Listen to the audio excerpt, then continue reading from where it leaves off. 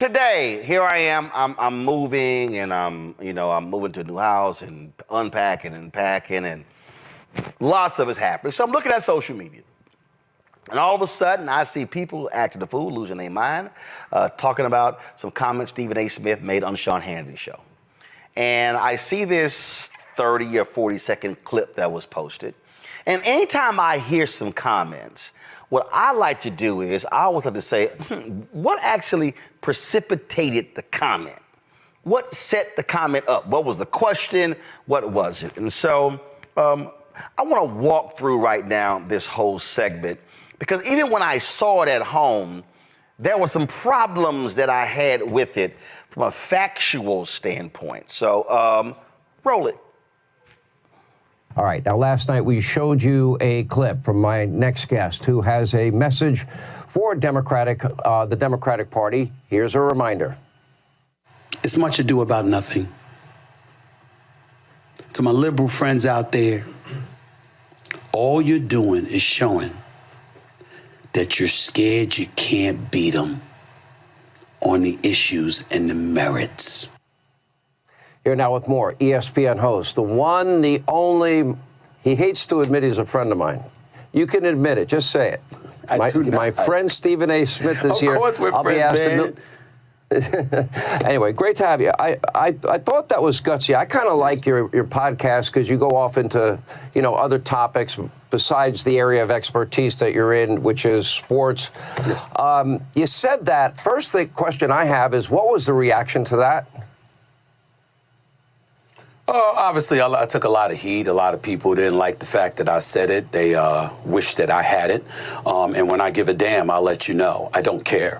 I'm going to speak my mind. I'm going to speak what I believe to be true. And when I think about Donald Trump, I think about this case in New York. I mean, I'm looking at the Democrats right now. And again, primarily, I have voted Democrat throughout my life, but I'm utterly disgusted with what I'm seeing, because it seems to me that they're trying to use the law in the courts. They've clearly politicized this thing with Donald Trump because they can't come up with a strategy to offset the momentum he's clearly gained. In at least 5 polls, he's up. He's up in the polls over Biden in at least 5 polls that I counted.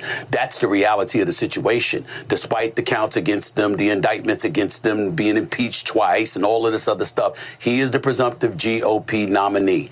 And you don't seem to have the issues in your favor, you believe.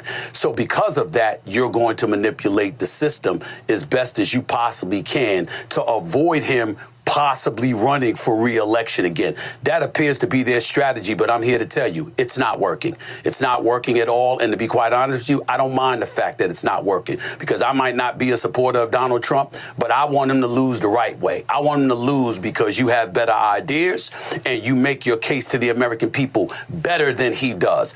That's why I want him to lose. I don't want him to lose the way they're trying to make him lose, because I actually think that the case in New York City is pretty weak, if not flat out bogus. Have you remember John Edwards? Have you remember Gary Hart? Have you remembered some of the things that Clinton has gone through? Now we're going to talk about a hush money case that took place while he was running for election in 2016, but he was in office until 2020, and now here you are in 2024, months before another election, that he's the presumptive GOP nominee, and this is what you're trying to do. It's a disgrace. It's weak. It's pathetic. And somebody needs to say it. The Democrats need to come up with a better strategy.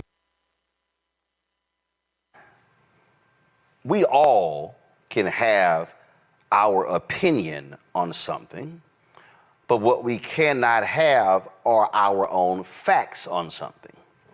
So what Stephen A. had to say in terms of by saying that this is bogus, here's the problem.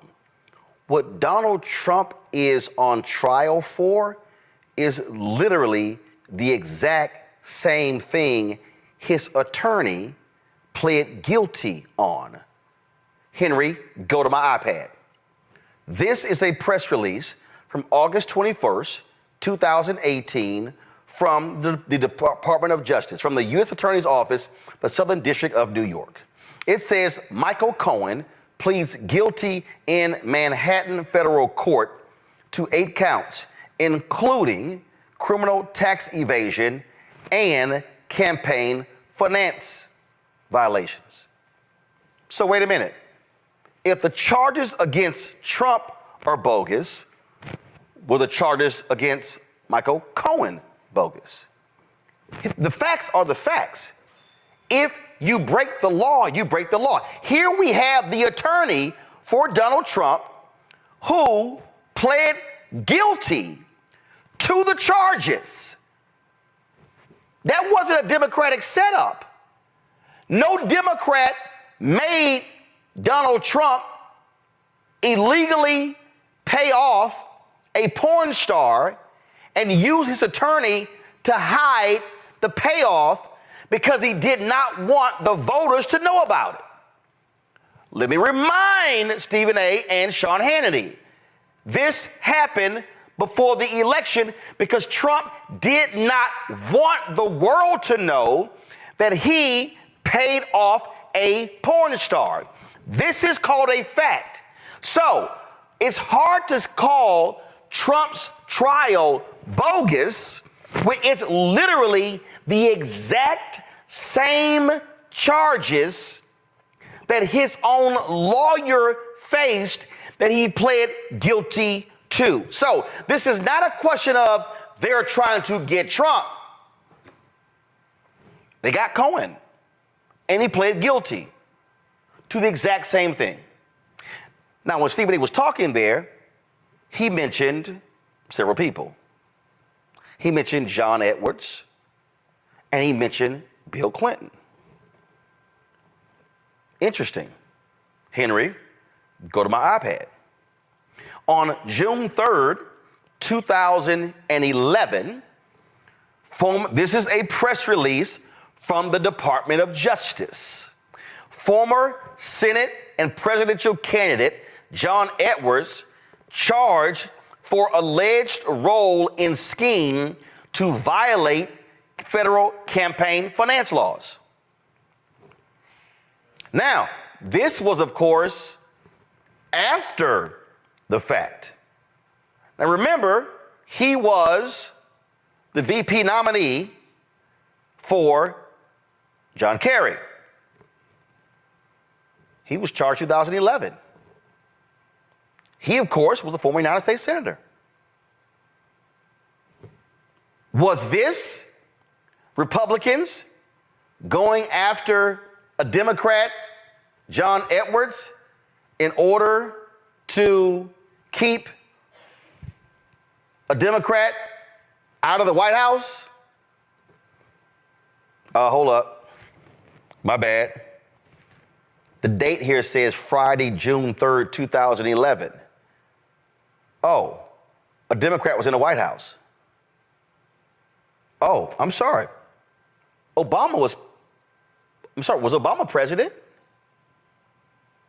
Obama was elected 2009. Am I right? So this is 6-count indictment against former Senator John Edwards for violating federal election laws during his campaign for president of the United States. Quote, public servants are held to the same laws. This is the key. Public servants are held to the same laws as everyone else in this country. The position sought does not exempt anyone, even those running for president of the United States. See, here's the problem here. Because when I saw the segment, and then when I hear these conservatives, what they're suggesting is going after Donald Trump is just so wrong. But if you don't do wrong shit, they don't go after you.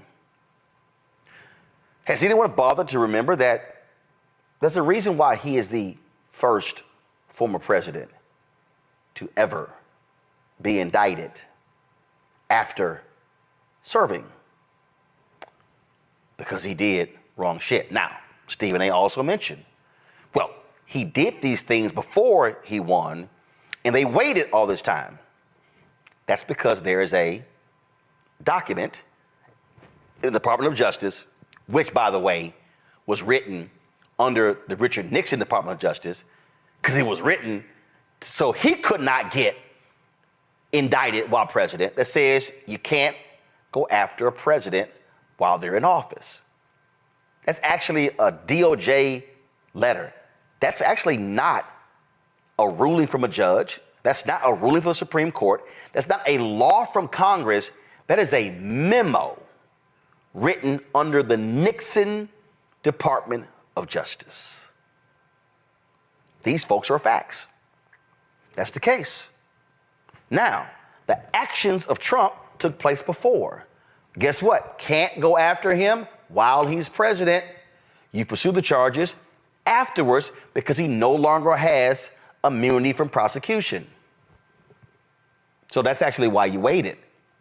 And then when we talk about these cases against Donald Trump, when we look at these 4 indictments, okay, you got the hush money, you got that one. And then, of course, you have the federal indictments on classified documents in Florida. Why is that important? That's important because, let's remember, the Library of Congress kept asking Trump, the archives, can you turn the documents in? Can you turn them in? He wouldn't turn them in. Can you please turn the documents in? You wouldn't turn them in. Can you turn the documents in? He wouldn't turn them in. Can you turn the documents in? He wouldn't turn them in. The lawyers were negotiating with his lawyers for a very long time. He told his lawyers what he didn't have. Then, of course, he said, oh, no, I didn't move documents, but he did. He wasn't the only person who was charged. What did he? So, Stephen A., Sean Hannity, why is that a case? Because he broke the law. There's a sign above the Supreme Court says equal justice under law. This man has never been held to account. So how is he somehow being persecuted? All he had to do was turn the documents in. End of conversation. No FBI showing up at Mar-a-Lago, no lawyers, no indictments, no drama, no trial. No, he said, my documents. I can keep my documents. But he was wrong. They were classified documents. He did not declassify them while president. You can't declassify when you no longer have the power. So to even suggest that this case is political persecution, no, he broke the law. I just did a segment where a black man was pulled over for a broken taillight, and when the cops pulled him over, he had a civil issue, a civil warrant. They called, they said, yes, bring him in, and they tried to bring him in. He eventually gets shot. That happened. If you break the law, or if or you're alleged to break the law, you're going to go to trial. You have the third case. Okay? The 2020 election. Interfering with the election. Is this trial bogus? Did Donald Trump not call and say, find me those 11,000 votes? Oh, guess what? There have been at least 3 people who've already pled guilty who were indicted with Trump. So if this is a bogus case, why did they plead guilty? One of them was a lawyer. It could be because they realized their asses were guilty, and they agreed to testify against the other defendants, including Trump. You can't call that trial bogus. You can't say it's unfair, the Democrats are going after him. If you break the law, you break the law. This man is not above reproach. This man cannot just do whatever it is that he wants to do. Tish James in New York took him to court for inflating his assets. Is that bogus? Reminds me of a certain man named Dan Morales. Dan Morales was the former Attorney General of Texas. Henry, go to my iPad. Dan Morales pled guilty to mail fraud and filing a false tax return. Morales pled guilty to counts 9 and 11 of the March 6, 2003 indictment. he admitted that he backdated official government contracts and forged government records for his personal enrichment and that of his friends. Count 11 of the indictment references Morales claiming his 1998 income as $39,734 when he knew the income to be substantially in excess of the amount stated on his income tax return. So now let's compare. Dan Morales went to prison for 4 years. That's a federal indictment. Donald Trump was accused and went to civil court of inflating his assets in order to apply for business loans. The reason I know the Dan Morales story, Dan Morales did the exact same thing. He went and applied for houses and cars, inflating. So are we saying that the Dan Morales case was bogus? See, this is the problem when you don't want to deal with facts. I'm not dealing with emotion. Here's the reality. Donald Trump literally lied about the size of his condo in Trump Tower. You know, the same man who they call small hands, and you know that bothered him because he thinks something else is small. He lied. He lied. He told them, oh, my apartment is 30,000 square feet. It wasn't. I think it was like 10 or 11. It's a lie. He literally lied to obtain loans. You can't do that. If Roland Martin filled out a loan application and said, I've got a 25,000 square foot house, and my house is valued at $4 million, and I got a 6,000 square foot house, and it's valued at $1 million, I lied. I can be prosecuted. So if I can be prosecuted, why can't Trump be prosecuted? Prosecuted and persecuted are two different things. Press play. Because this ain't working. Let me ask you this. We look at polls. Polls are always broken down demographically, and you see this major erosion in the Democratic base for Biden. African Americans, Hispanic Americans, young people, suburban women, for example. I mean, numbers that we've never seen before. In terms of a Democrat. If he doesn't get his base back, which I would argue he's been trying to do, starting with the State of the Union and his jacked up address, he's got no shot. And if Donald Trump can hold on to 5, 10, 15% of the numbers that he has now, he will win the next election. Why is that happening? That's my question. Right there. Now see, right there would have been great for Stephen A. to say, Sean, allow me to correct you, because what Sean is doing is he is speaking about these polls, namely the New York Times and CNN poll that has been showing that, oh, Donald Trump is going to get he's getting 23% of black support. Okay? Really? That's what you've been seeing, right? Well, guess what? Do you know what Fox News hasn't done? And unfortunately, what most mainstream media hasn't done, but we've done?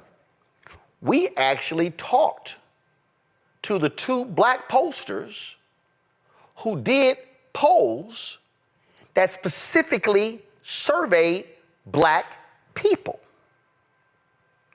Terrence Woodbury did a poll for Higher Heights of America and the National Coalition on Black Civic Participation in Black Women's Roundtable. He did a poll. They specifically polled black people. Their poll is completely different from the New York Times CNN poll. Now, let me help y'all out with some basic math. If the New York Times CNN poll polled 800 people, that means they polled a very small number of black people. So of their poll, a small number of black people said, I'm backing Trump. So when the stories were done, oh my God, Trump is getting 23% of the black vote. They were hyperventilating on Fox News, on MSNBC, and CNN, and all about, oh my God. They were like, oh my God, every single day. But then Terrence Woodbury's poll comes out, where 800 black people were polled. None of them covered it. Told a different story. Cornell Belcher, he did a poll for Black Pac, told a different story. Who did he poll? All black people. So if you're going to cite a poll on television, or in Sean Hannity's case, he tells Stephen A, 5 polls, that's where Stephen A should have said, let me help you out, Sean. This poll here of specifically black voters told a whole different story. That completely changes that narrative. But it's not just that. If you don't want to go with that poll, if you don't want to go with that one, well, guess what? The folks at Pew recently did a poll. And the folks at Pew recently showed that Trump ain't getting more than 10% of black voters. Oops. Say what? Did you just say that? In fact, check this out. I was sitting here looking at a tweet today, and you're going to love this here.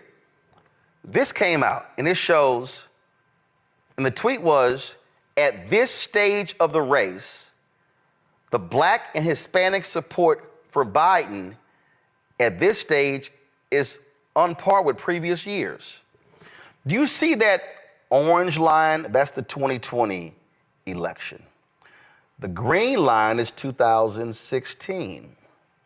So at this point, so you see right there where the purple line is, at this point right here, at about 15, 18 weeks, the numbers are on par with previous elections. This right here is net black support. Then you have net Hispanic support.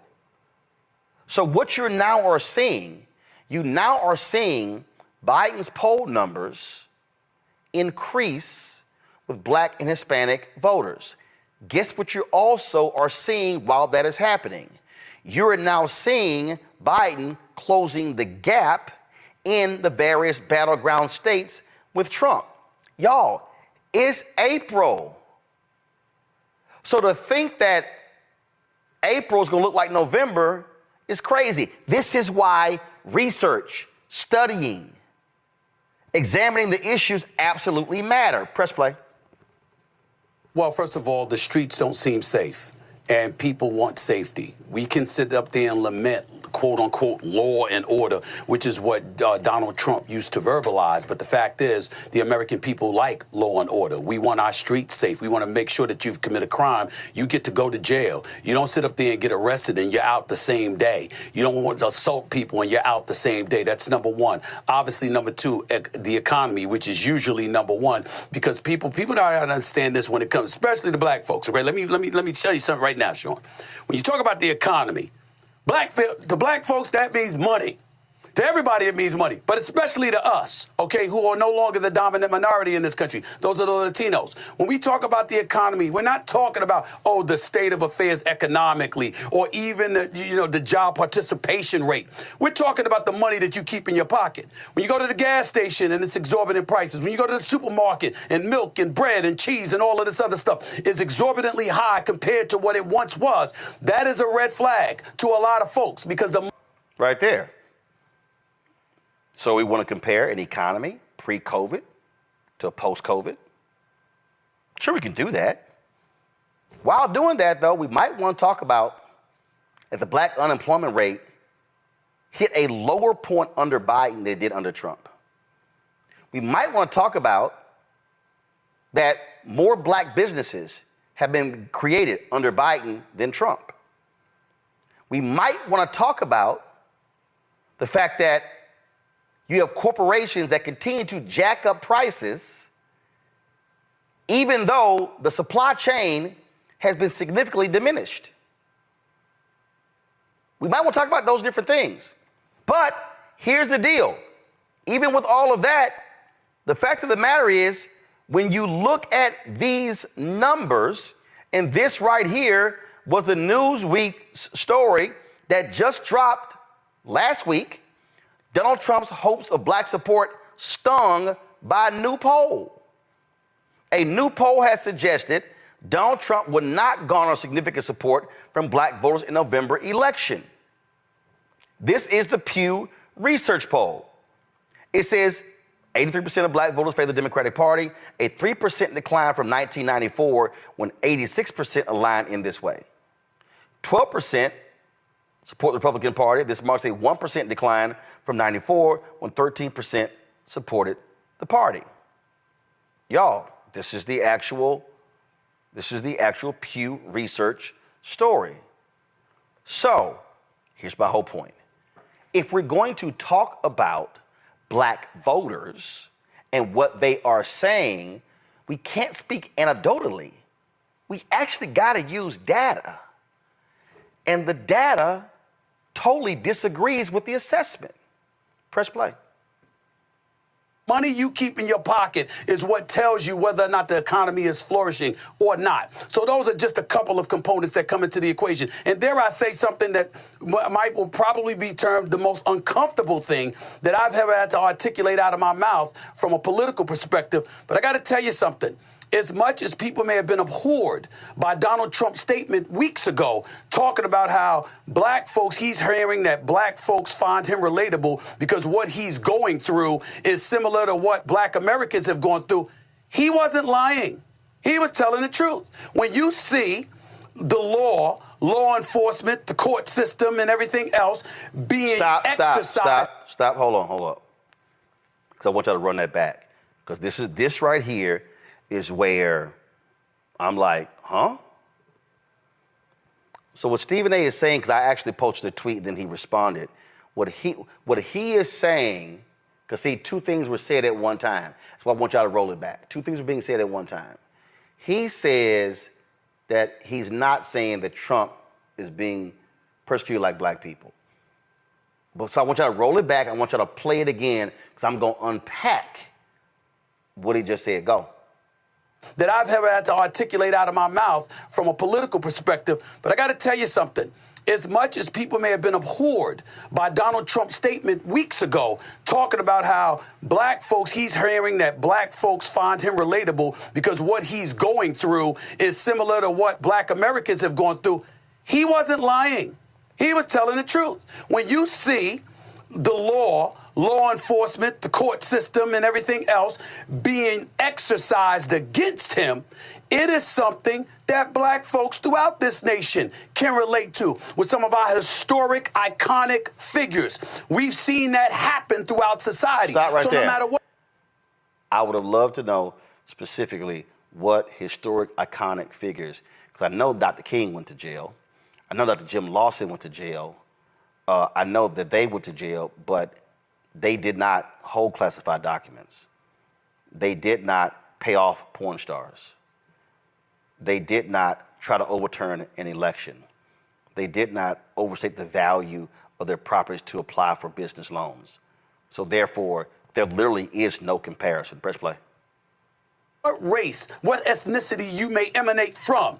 We relate to you when you're suffering like that because we know we have. Stop. And that's what he articulated. When you're suffering. Go to my iPad. This story is from this is from 2016.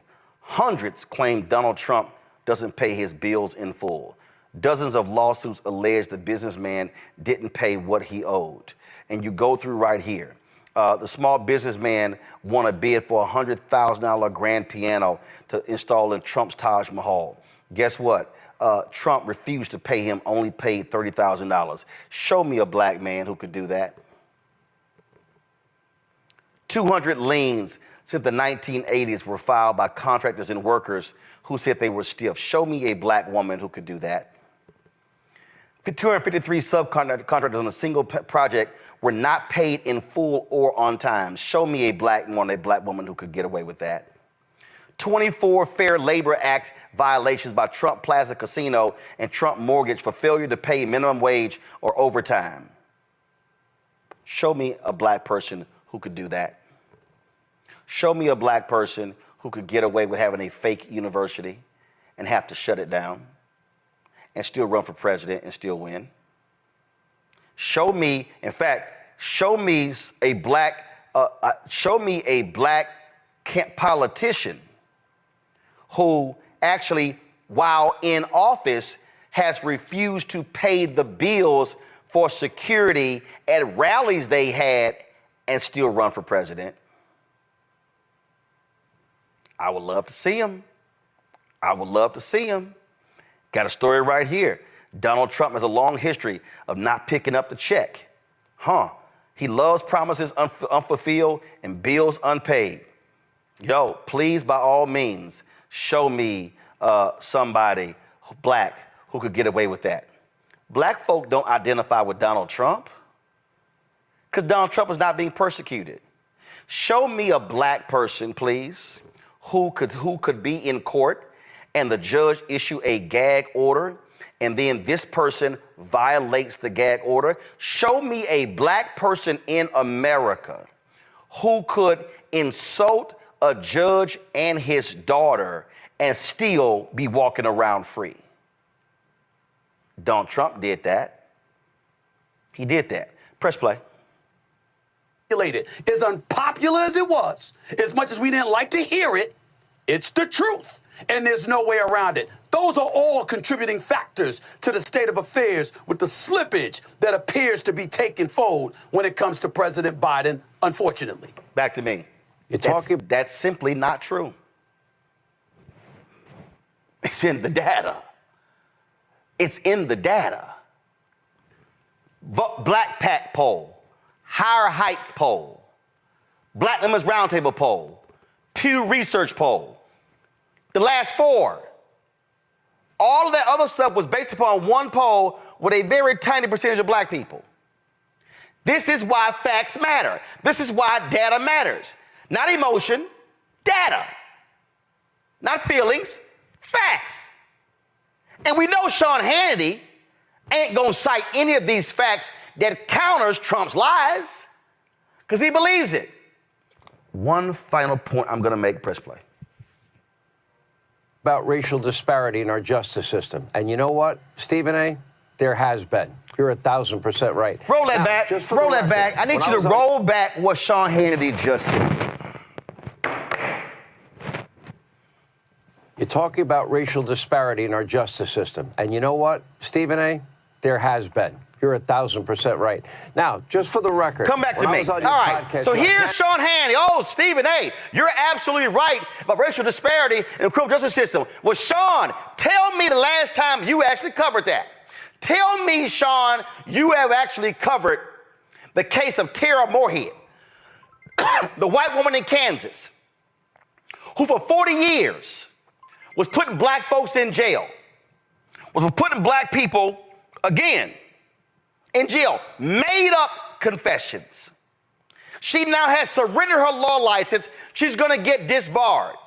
Show me how many times you, Sean Hannity, have covered these cases of black men being shot by cops. Show me, Sean Hannity, how many times on your show you have fought for black men who were incarcerated in prison and wrongfully convicted, and some of them still not being paid. Show me, Sean Hannity, where you and Fox News covered the black man in St. Louis who, as an undercover cop, was beaten by other cops, and earlier this week was awarded $27.5 million.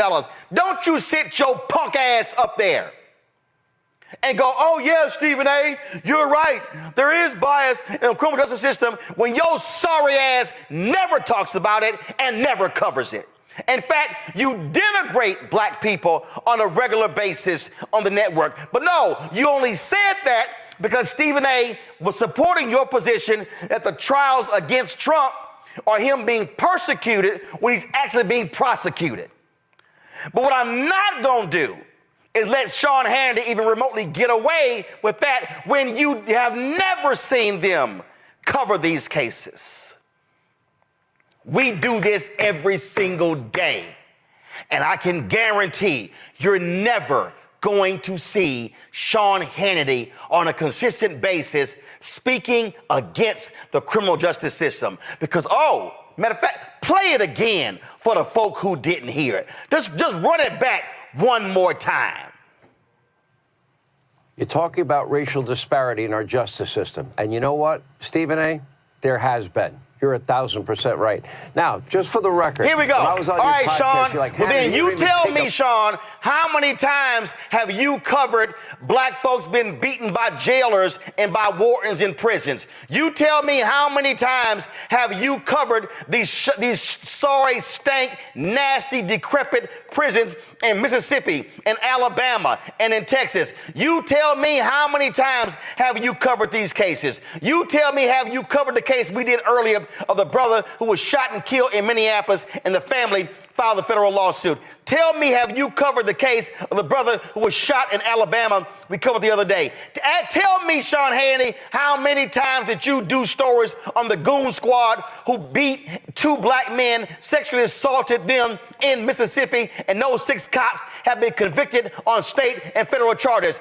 Don't you dare sit there and pimp black people with that throwaway comment when you know damn well you do not, nor have you ever, Sean Hannity, stood with black people fighting racism, fighting what's happening in the criminal justice system. And Stephen A., you should have corrected him. You should have challenged him. Y'all, if I was on Stephen A.'s show, and I've been on many times, and Stephen A.'s supporter of this show, and I can call him and text him, but his facts were wrong. The data was wrong. And we have an obligation, I don't care whose show we do, whether it's ours or somebody else's, to present truth, to present facts.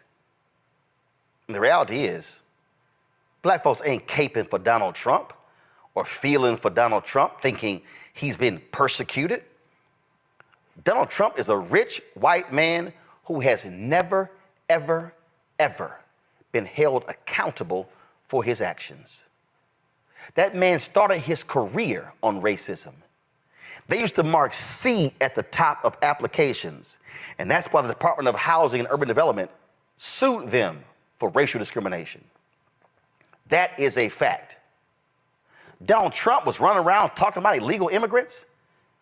And who do you think was working in his estates in New Jersey and in Florida? See, I'm going to call it what it is. And we're going to speak factually about this. Let me be absolutely clear. Above the Supreme Court, equal justice under law. But we know, because we can see it our own black eyes, that Donald Trump don't identify with any black person whatsoever. Because I dare anybody to put Donald Trump on a stage with that brother out of North Carolina who was in prison for almost 30 years. Put him on stage with black men who on death row, who never did it. Please, by all means, I can't wait to see Sean Hannity invite Stephen A. Smith back, and invite Michael Harris, because he has a long thread on Twitter about it. But talk about Tara Moorhead in Kansas City. Oh, I can't wait to see a full week of coverage on Sean Hannity's show about discrimination and racism in the criminal justice system. It's one thing I will not do is hold my damn breath. Because if I do, I ain't going to be here on Monday. Fanbase is pioneering a new era of social media for the creator economy. This next generation social media app with over 600,000 users is raising $17 million, and now is your chance to invest. For details on how to invest, visit startengine.com/fanbase or scan the QR code. Another way we're giving you the freedom to be you without limits. anytime Donald Trump does anything with black people, we should just automatically assume it's fake. So you've seen the videos, Trump dropping by this Chick-fil-A in the Atlanta University Center, and he gives this black woman a hug, and oh Lord, MAGA has been just excited, and oh, look at the black people just loving on Trump, and look at this here. So here's one of the videos. They were like, look who popped by the AUC, and while he was in Atlanta. Let me start this over so I can play it for y'all, because it's actually, to me, it's pretty hilarious.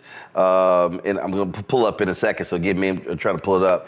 And so again, the way folks have played this is that this was just a surprise visit, and he dropped by, and he's coming by and look, and then of course, folks at Fox News, they love running with it, and that boy Lawrence B. Jones, who ain't never seen a fact he refuses to check. He just fact checking evades Lawrence B. Jones like a haircut, and so check this out. Watch this here. Thank you, everybody. And if they run a little bit low, give them some extras, okay? Are you the boss? No, sir. Not Come here. Thank you. Thank you very much. You take care of yourself. Thank you, everybody. Yeah, come on over here. Come on over. Thank you. With that beautiful hair. Come on, Malika. Come on. Malika and James, I got your phone. Come on. Go ahead. Take it. Come on. Come on. Here we go. In place. Okay. Oh, I gotta go this way. Sitting here, and again, it's like, oh, this is, and then the sister, she's talking about the Atlanta University, talking about, oh, we support you. Folks on social media like, girl, who the hell is we? Like, who you speaking about? We support Trump. Well, the folks at Midas Touch, they've been tweeting about this, and they were like, yeah, that was all a lie. Let me show you what they put up. Because they talked about this, saying that what was portrayed as, this impromptu thing, you'll see it right here, breaking, Trump's viral hug at Chick-fil-A was actually with a MAGA operative. It turns out Michaela Montgomery is a political consultant who worked for the Georgia GOP for years and is a city director for Candace Owens' Blexit organization. That sort of blows up that BS nonsense. Kelly? I mean, and I really hope I'm not, being too mean about this, but I have yet to see a group, a singular person or a group of black people around Trump that looks presentable. And by that, I don't mean like respectability politics and politically presentable. I mean, the crusty wig, the ingrown hairs on the beard, the wrinkled shirts, the disheveledness.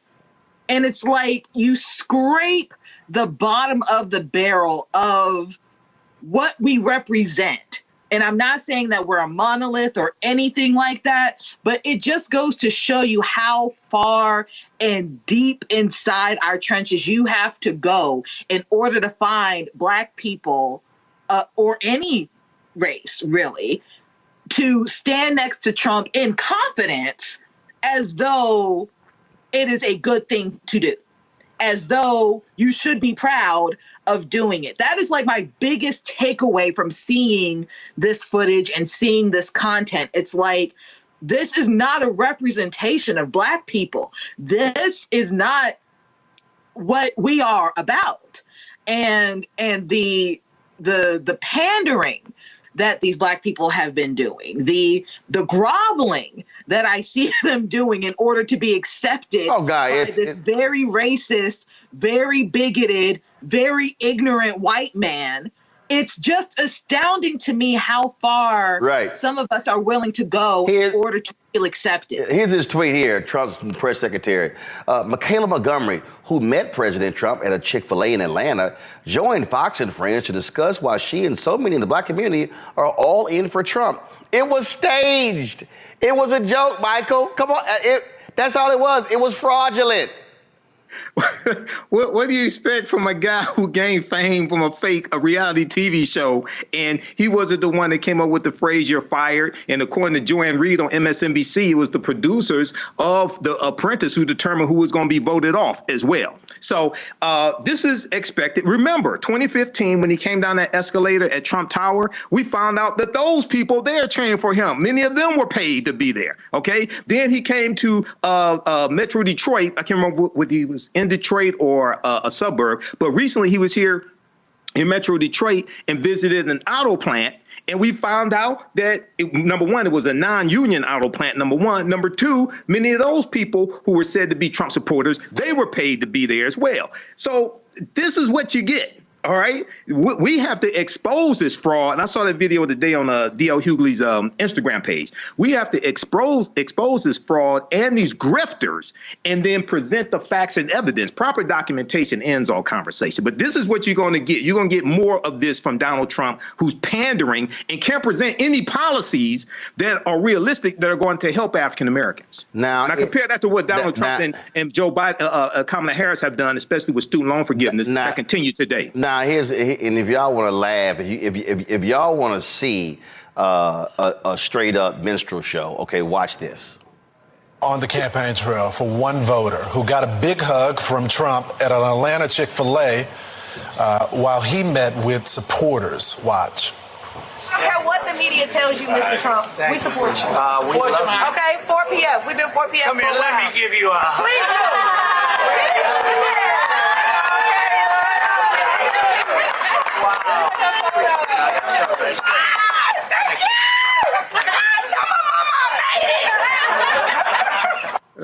Look at here to tell us about it is that young woman herself, Michaela Montgomery. She's also the founder of a grassroots political group to conserve the culture.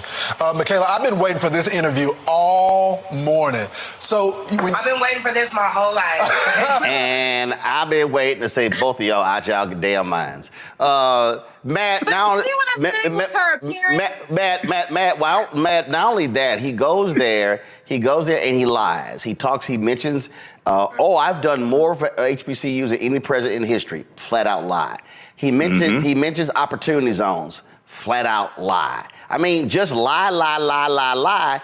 This was a staged event, and the Republicans are trying to push it out as if, this was just spontaneous, that he just gave a hug to this sister.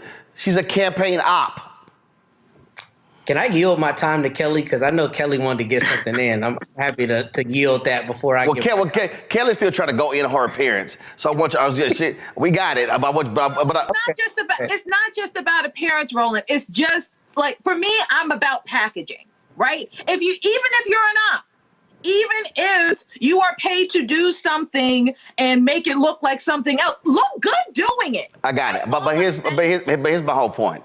She's an op. So what they've done with this is try to play black people. And this is what they do. It's not real, Matt. And again, you sit an op there who brings 4 or 5 other loud black people. The cameras come there, and their whole deal is, see, the black people just loving them some Trump. You're an op. You're not real. And so my whole deal is, every time he comes around black people and starts lying, somebody needs to be there saying, every time you keep saying you've done more for HBCUs than anybody else. How much?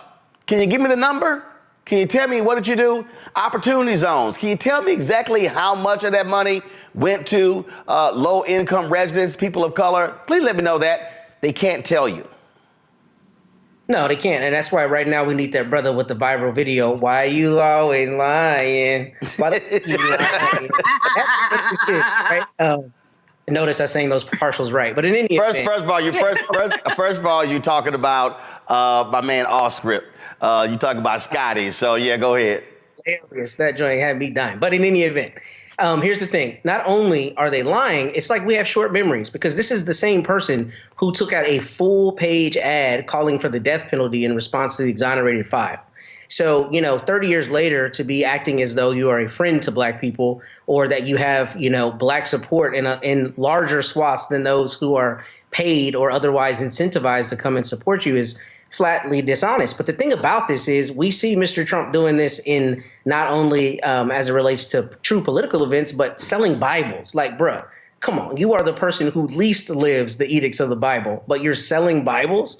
But there's such a large contingent of people out there who just are not daunted by that. And that's the bigger issue here, is that it seems like the Trump team is just emboldened to do and say whatever they want, because there's no real political loss and no political accountability for him continuing to lie. But what I think is especially problematic about this is that, look, you know, black people don't have to be monolithic. We are allowed to have our own individual thoughts, but you should never sell your self-respect in order to get clout. And that's what people like this young woman are doing, right? You're going to go and shuck and jive to get your 15 minutes of fame, but it's ridiculous, because if you agree with his policy positions, of which he has none, then, you know, you can trumpet that and say, look, these are my closely held beliefs on his actual policy.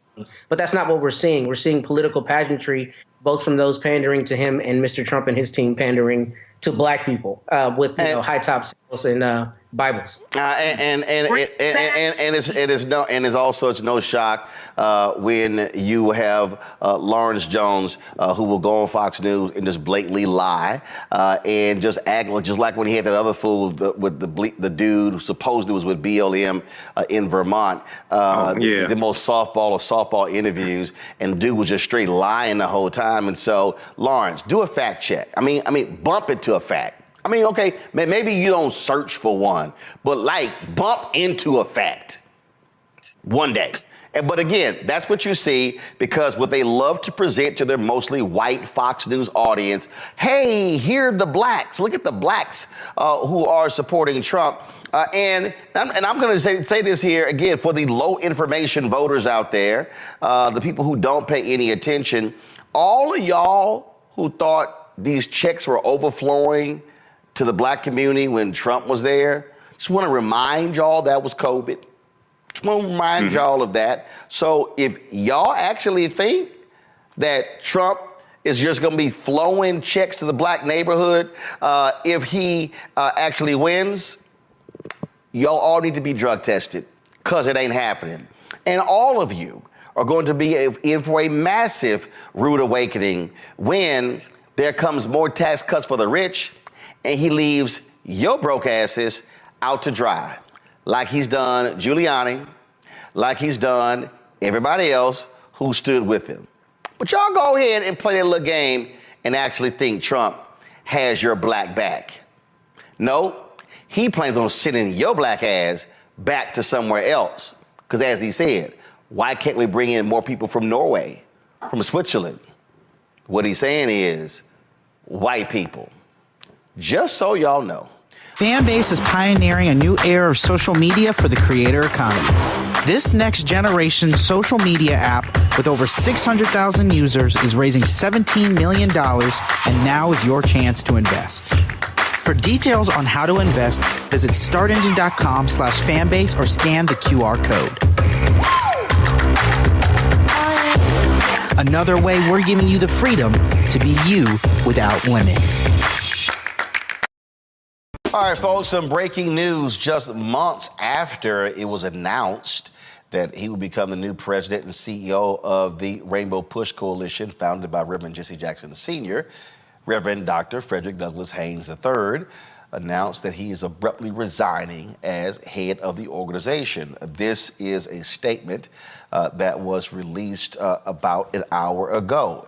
After continual prayer and deliberation, I have decided to step down from the position of Chief Executive Officer and President of Rainbow Push Coalition, effective immediately. I remain committed to honoring the rich history of RPC and the legacy of its esteemed leader, the incomparable Reverend Jesse L. Jackson Sr., and most significantly, to the calling and pursuit of social justice. I extend my heartfelt gratitude to all who expressed their support since my appointment in July of last year. Rest assured that my work in the fight for liberation and freedom continues. Yours in the struggle, Frederick D. Haynes III. Now, my understanding that a joint statement is being prepared as we speak, a statement from Reverend Haynes as well as from Reverend Jesse Jackson Sr. Now, folks, again, we just showed you, this here was the video in July where Haynes spoke. As you see, sitting behind him, this was at Apostolic Church in Chicago, was Reverend Jesse Jackson Sr. Over Freddie's right shoulder was Reverend James Meeks, longtime chairman of the board of Rainbow Push, no longer on the board. Also, the longtime senior pastor there in Chicago as well of Salem Baptist Church, one of the largest churches, the largest black church in Illinois, but the second largest church overall. He's no longer on the board, but again, that was that. Then, of course, we were in Dallas just a couple of months ago when Freddie actually raised his hand and was installed as the new president. He always shows up to see the one and only legend icon. Video there. So here is the installation video from Dallas, Texas.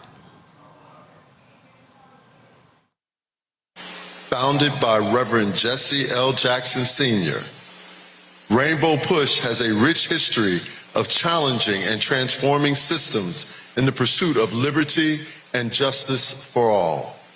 And it seeks to empower the vulnerable through the effective use of grassroots advocacy, community mobilization, and issue education. Rainbow Push protects. Rainbow Push defends. Rainbow Push advances the cause of freedom, fights for economic opportunity, educational equity, environmental justice, and the enfranchisement and empowerment of the oppressed and the disheartened.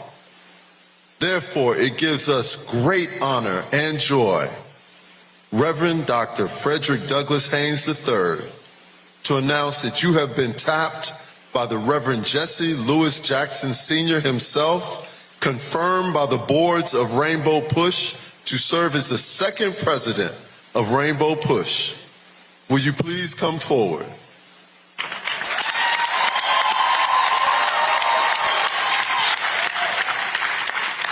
Pastor, do you promise? Now, that was February 1st. Here we are, April 16th, and all of that is now changed. So, what happened? Well, listen, I spent 6 years in Chicago. I know a number of different people. Calls are out. I've already talked to a number of different folks involved. And here's what you have here. And everyone knows this.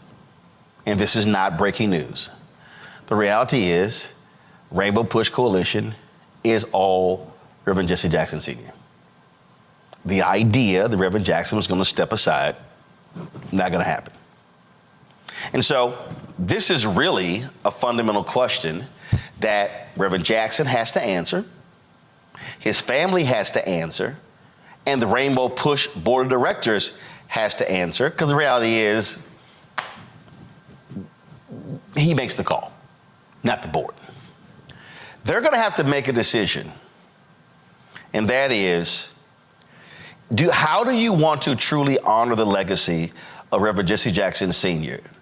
Do you want to have a shell of an organization that has leadership that bends a knee to Reverend Jackson and the family, or do you want to carry forth Rainbow Push further to the 21st century? We've seen examples. We use Reverend James Meeks as an example. When he stepped down and retired as a senior pastor of Salem Baptist Church, he had said years before that Reverend Charlie Dates was going to replace him. And when Reverend Dates became the pastor, Reverend Meeks stopped showing up at church. Why? Because you can't have the new leader there and the old leader and people still gravitate to the old leader. What do you think? What do you think about the sermon? What do you think about this? What about this? A new leader has to lead. A new leader has to bring in their system, has to bring in their people. They have to be able to lead. You can't be in a situation where you're constantly asking permission to lead, not when you are the president and CEO. That's really what happened here. Now, you're going to have a lot of people say, well, Freddie Haynes could have done this and the family could have done this. At the end of the day, this is very simple. When the decision was made to make Reverend Frederick Haynes III the president and CEO of Rainbow Push, was he truly given the reins to lead? Either you're given the reins to lead or you're not. Listen, when the NAACP Legal Defense Fund, when Shirley Eiffel stepped down as the leader and Janae Nelson became the leader, it was a smooth as silk transition. That's how it's supposed to be. When my man, Reverend Charles Jenkins, when he left, still a young pastor, as a leader of fellowship in Chicago, he replaced Reverend Clay Evans. When he transitioned to his successor, guess what? Smooth transition. That's how it's supposed to be. You cannot have folk fighting the transition. Whether it's a church, civil rights group, corporation, you can't do it. You've got to allow new leadership to lead. Look at Disney. Bob Iger picks Bob Chapek. Guess what? Iger stays on longer, finally leaves the board, pining for Iger to come back. Chapek doesn't last long. Guess what? He gets fired. Who replaces him? Iger. It's because they were all pining for him. So you got to make a decision whether you're going to actually move forward. Now, why does this matter? Because we as African Americans, we should never be in a position where we're starting over. We shouldn't be starting over. The reality is Reverend Jackson is still here. He is still among us. But we have to be honest. And it's hard to be honest. The fact of the matter is, because of his Parkinson's disease, Reverend Jackson is incapacitated. He simply can't travel like he used to. He can't speak like he used to. He can't lead like he used to. Which means there must be new leadership allowed to lead. I'll give you a perfect example. And again, I was there. Every Saturday, they had their Saturday morning workshop, which dates back to the early 70s. When I was there, save for a few major events, the place wasn't packed. It wasn't 200 people there. So you got this cavernous facility that's being broadcast, and I get how it's done, but guess what? Freddie Haynes or whoever's new leader, they could actually go live on Instagram and have more people watch them live than sitting in the audience. So why hold on to an old model? Here's what I also know. Rainbow Push is a shell of itself financially. They aren't even considered one of the major civil rights groups anymore.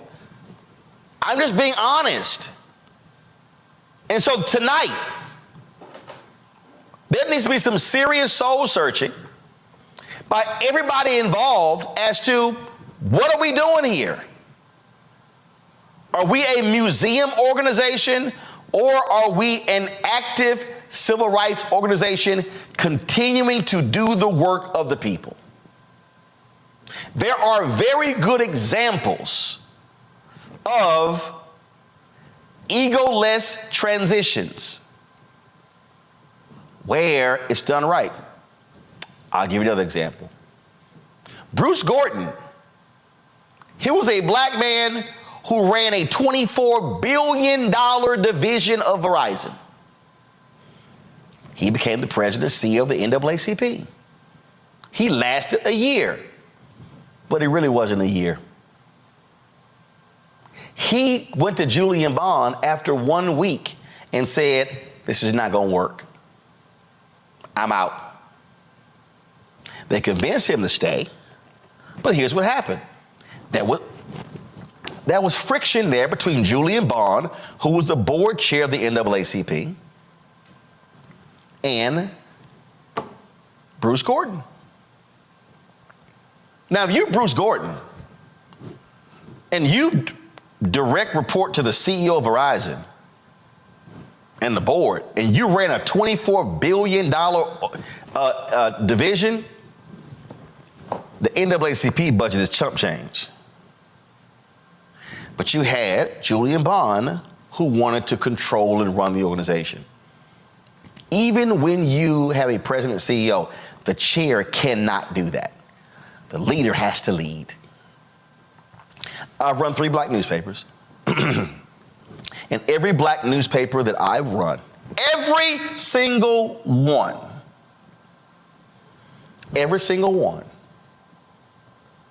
do you know what I said when I came in? I must have complete control of the newsroom. I must have complete control of personnel. I must have complete control of the budget. If my butt is the one that's on the line, then I need to be able to do this. That was every single one. Dallas Weekly, Jim Washington, who recently passed, that's how it was. Now, here's why I left the Houston Defender. I'll never forget. Son of Messiah Giles, who I love to death. We had a meeting. So she loved Franklin Covey. So we had to mind map. So we're going to mind map the front page article. I'm not about to sit here and mind map an article. I'm an experienced reporter. This ain't my first rodeo. I'm not an intern. And I'm like, I'm not doing it. That's actually when I decided to leave. I'm like, I can't, no. I'm the managing editor.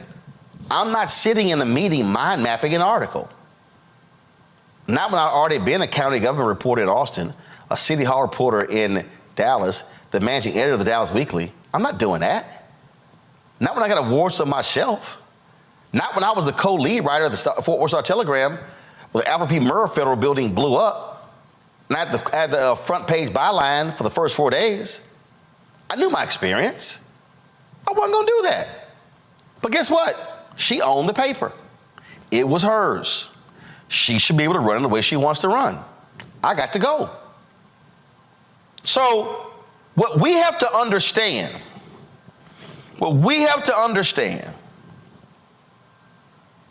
as African Americans, whether it's churches, fraternities, sororities, men's groups, women's groups, any organization, we've got to understand that in order for our organizations to be effective in the future, we can't be mired and stuck in the past. We've got to understand that if we went through a proper vetting process, if there was a vetting process here, and there was complete buy-in from the board leadership on down, then you move forward. But the point is this here. You don't pick a new leader and you handcuff them, put duct tape on them, and put them in a straitjacket. It's not going to work. It's not going to work. So frankly, all that pomp and circumstance, I feel like, hell, I wasted money flying to Chicago for the announcement, covering it, then going to Dallas for the announcement, live streaming that. We're the only black-owned media outlet that did. And here we are. Rainbow Push is the new president and CEO. So here's what I'll say to the Jackson family. Jonathan Jackson is a member of Congress. Okay. Yusef, do you want to be the president and CEO? If so, do it. Jesse Jackson Jr., do you want to be the president and CEO? If so, do it. Santita Jackson, if you want to be the president and CEO, do it. Jacqueline Jackson, the daughter, if you want to be the president and CEO, do it. If this is perceived as a family business, well, damn it, run it. But our time has been wasted, frankly, over the past 10 months. Wasted. And now, everybody look bad. Now look, breakups happen, things are not how they're supposed to go, but this is real basic. Are leaders going to lead, or are they simply for show? And if they're for show, say it. But I can tell you something right now. If I was hired to lead, and you're going to tell me up front that I am the leader, I expect to be able to do what I'm supposed to do. But if you're going to get my way, then why the hell did you bring me in here in the first place? Look at my panel here. Randy, I want to start with you. I used examples such as the NAACP Legal Defense Fund. Seamless.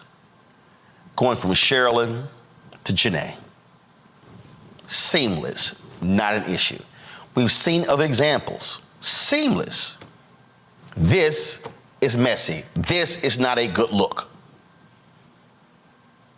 It's not a good look. And you hit on something that those who know me well have heard me complain that I love our people, of course, but we do have a difficult time with change. And I don't know if it's because, we were ripped from our, homeland, but we cling to tradition and old things to a point to the detriment of many of our organizations. And I believe we have a difficult time of letting go and a difficult time with change. Of course, all people do, but I think it's particularly tough for us. And it's something that we need to work on because it's important that we progress, that we make progress, and we move forward. So I understand that some people probably were giving, people a hard time because new is hard. But we do need new ideas. We do need to move forward in order to attack the challenges that we have right now. I'm sadly not surprised. We do see this happen quite frequently in our organizations, but I hope that we really try as a community to, support our newness, to support our leaders and allow them to lead, while also honoring those who, led the path in the first place. Mustafa, again, many of us, yours included, was excited about this new leadership, breathing life back into Rainbow Push. Again, Rainbow Push, Reverend Jackson had done some incredible work over the years, but the reality is the organization was not what it used to be. And this now makes matters worse. And frankly, if I'm even being considered for the job, why would I want it? If I'm not going to be able to run the organization, if I can't come in and assess staff and assess budget and look at needs, look at focus, I really thought Reverend Haynes could have been great because the base of Rainbow Push for a long time has been Chicago. That's been the base. That's where Reverend Jackson is. Where Reverend Haynes is based in Dallas. Well, you look at where African Americans are, significant growth in the South. I thought that with him being in Dallas, he could actually establish a second beachhead, if you will, for Rainbow Push and really begin to push them and advocate in some areas of interest. But none of that actually came to pass. Yeah, I was excited too for Reverend Haynes. I know that he brings a youthful energy that is so critically needed. And at the same time, we also understand that our organizations are needed now more than ever with all the challenges that we have in front of us. We need a strong Rainbow Push coalition. It's interesting.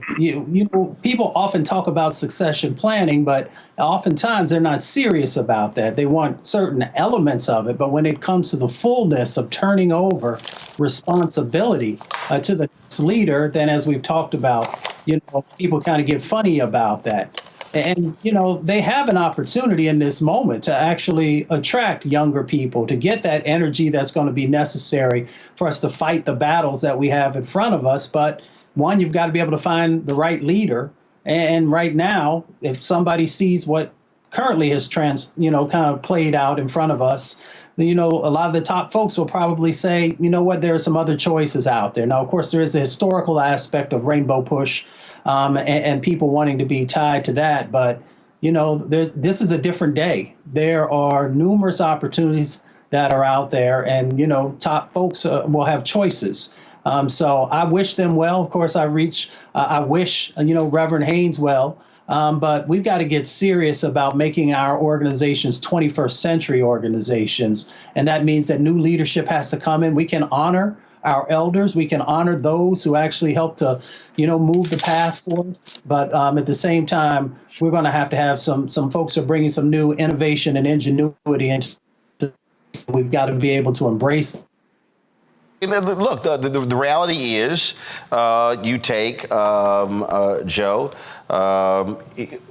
People make decisions, and people look, there are corporations, there are companies out there, family-run businesses, where children go along their own way. I know former Congressman Jesse Jackson Jr., he's been focused on teaching, he's been focusing on writing, and so guess what? Again, that's what he wants to do. Good. You don't have to actually take over something and run something. Good. So you do what your passion is.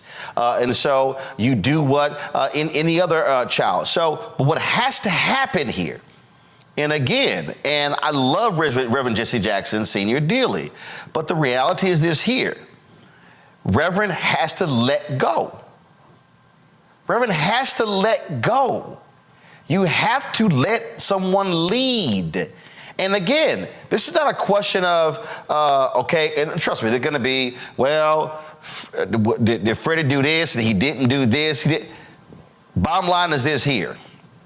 You don't quit this quickly if, again, what is it you were not able to do? And I don't care what it is. I don't care. I don't care. Listen, if you're a politician, here's a perfect example. If you're a politician and you elected to Congress, and I noticed for a fact because this happened with a freshman member of Congress, and black folks had an attitude. Freshman comes in, they didn't keep the staff of the previous congressperson. They don't have to. They got to bring their own team, Joe. That's how it works. Okay, and so we have to understand that's how it works. And again, here's what bothers me the most. This irks me to no end. You have Rainbow Push. Reverend Jackson has done all of these things, has all these relationships, and you've built, follow me here, folks, you built this thing here. And now you have two ways to go. You can either go higher or go down. And so I'm gonna say this here, and again, folk may be mad at me if I say this, but I'm gonna use two examples in black-owned media that I think speaks to it. And again, this there ain't no personal attacks. It's just my perspective in terms of what I saw, or what I also understand because of history. Robert Abbott founded the Chicago Defender. Robert Abbott knew, I'm not going to live forever.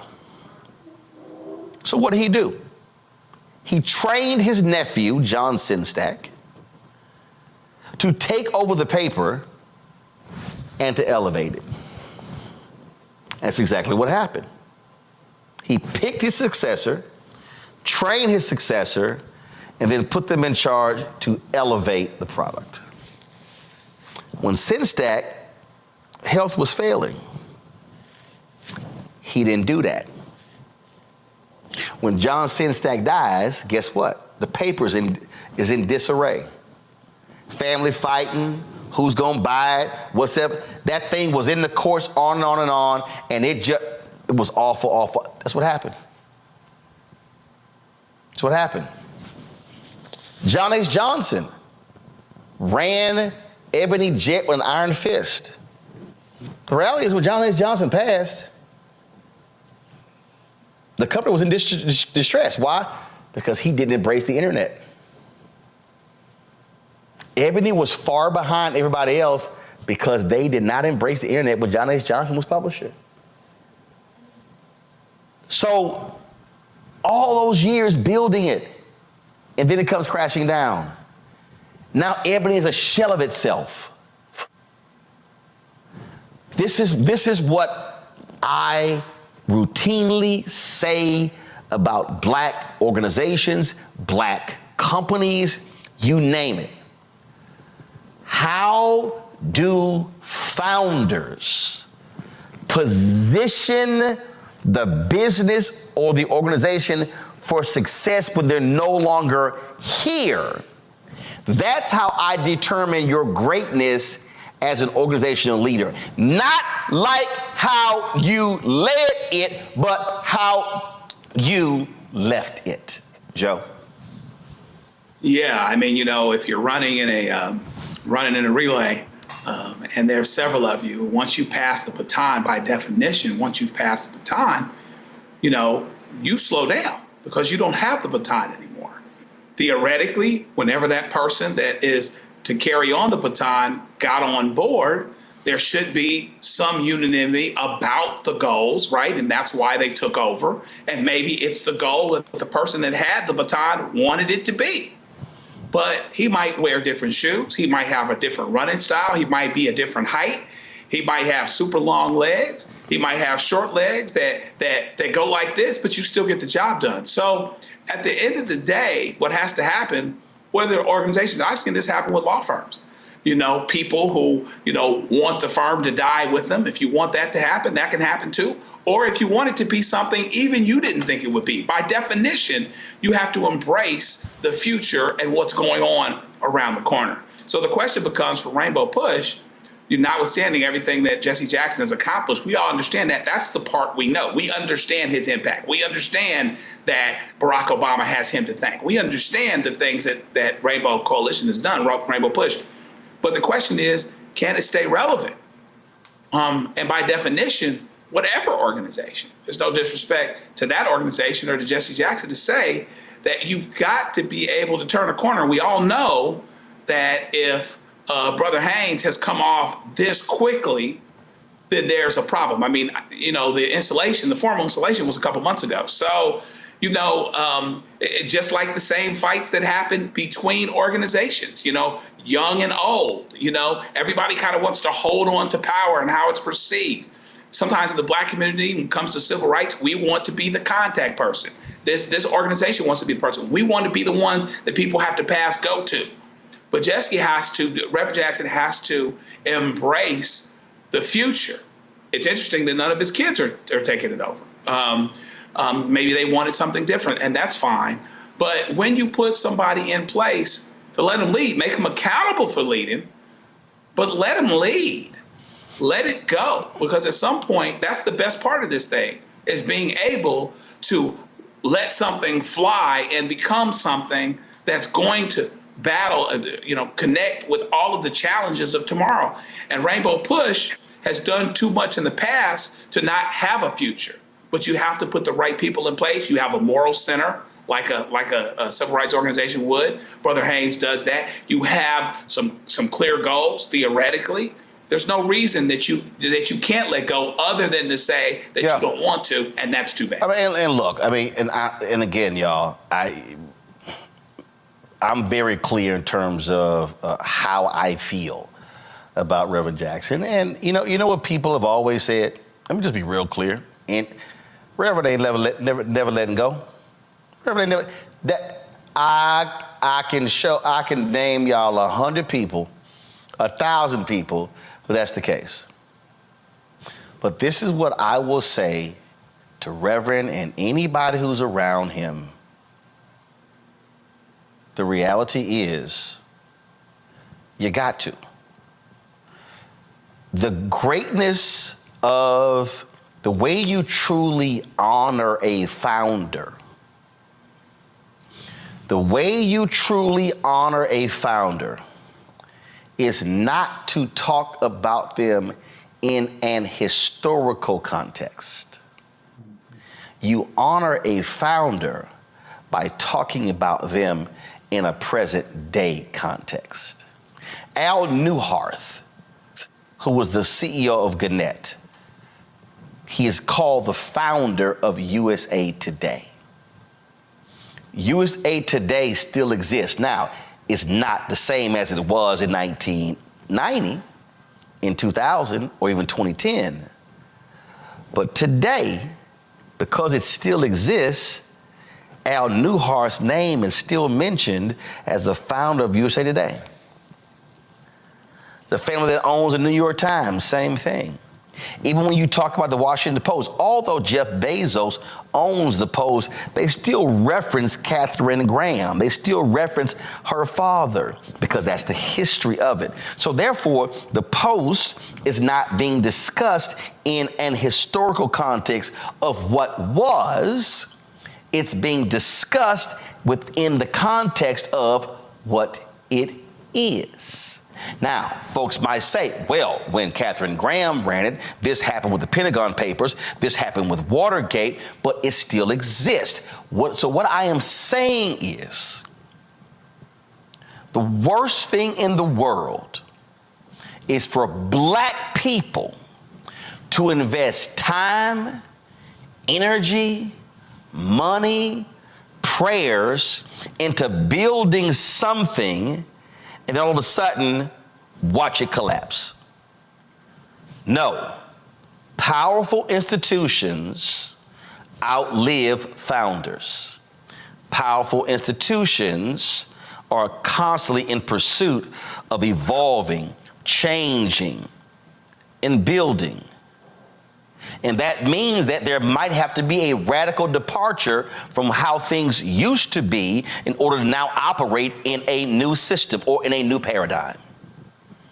And so I'll await this joint decision from Rainbow Push and Freddie. I will see what it says. But I will say this to the leadership of Rainbow Push. And it starts up here with Reverend Jackson. You've got Yusef Jackson. You've got board members. They now have to decide, what are we trying to do here? What are we actually trying to do here? If the desire is to be a museum, then you know what? Shut it down. It happens. Organizations end, companies end, they phase those things out. They say, we're winding down operations. If that's what it is, do it.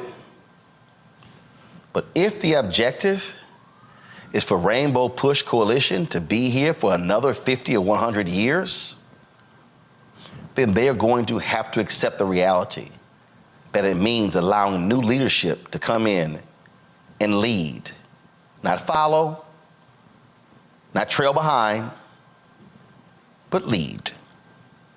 Fanbase is pioneering a new era of social media for the creator economy. This next generation social media app with over 600,000 users is raising $17 million, and now is your chance to invest. For details on how to invest, visit startengine.com/fanbase or scan the QR code.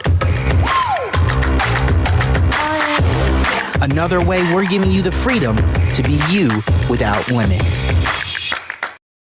I've said to y'all on numerous occasions, on this show, on others, Republicans are who they are. It is about power. Don't believe any of these people when they stand in front of the cameras and they're grandstanding and they're just making all of their pronouncements. That stuff means nothing. It's all about power. And New Hampshire Governor Chris Sununu, who supported Nikki Haley for the Republican nomination, who has trashed Donald Trump in the past, he showed his whole ass yesterday on ABC This Week with George Stephanopoulos. And so, but to play it for you right now, and you're going to see for yourself. And remember, I was on the same show, September 2021, with Chris Christie. And I sat there and I said it then. Now, I ain't been back on the show since, but everything that I said was absolutely true. Every single thing. And so, we got the Sununu video ready? All right, guys, let's go. When y'all see this, I mean, they tell you. And so, this is why I crack up when I hear these people talk about, oh, I'm not going to vote. These things don't matter. You know, you're sitting here, you know, shilling. These people do not care. They do not care.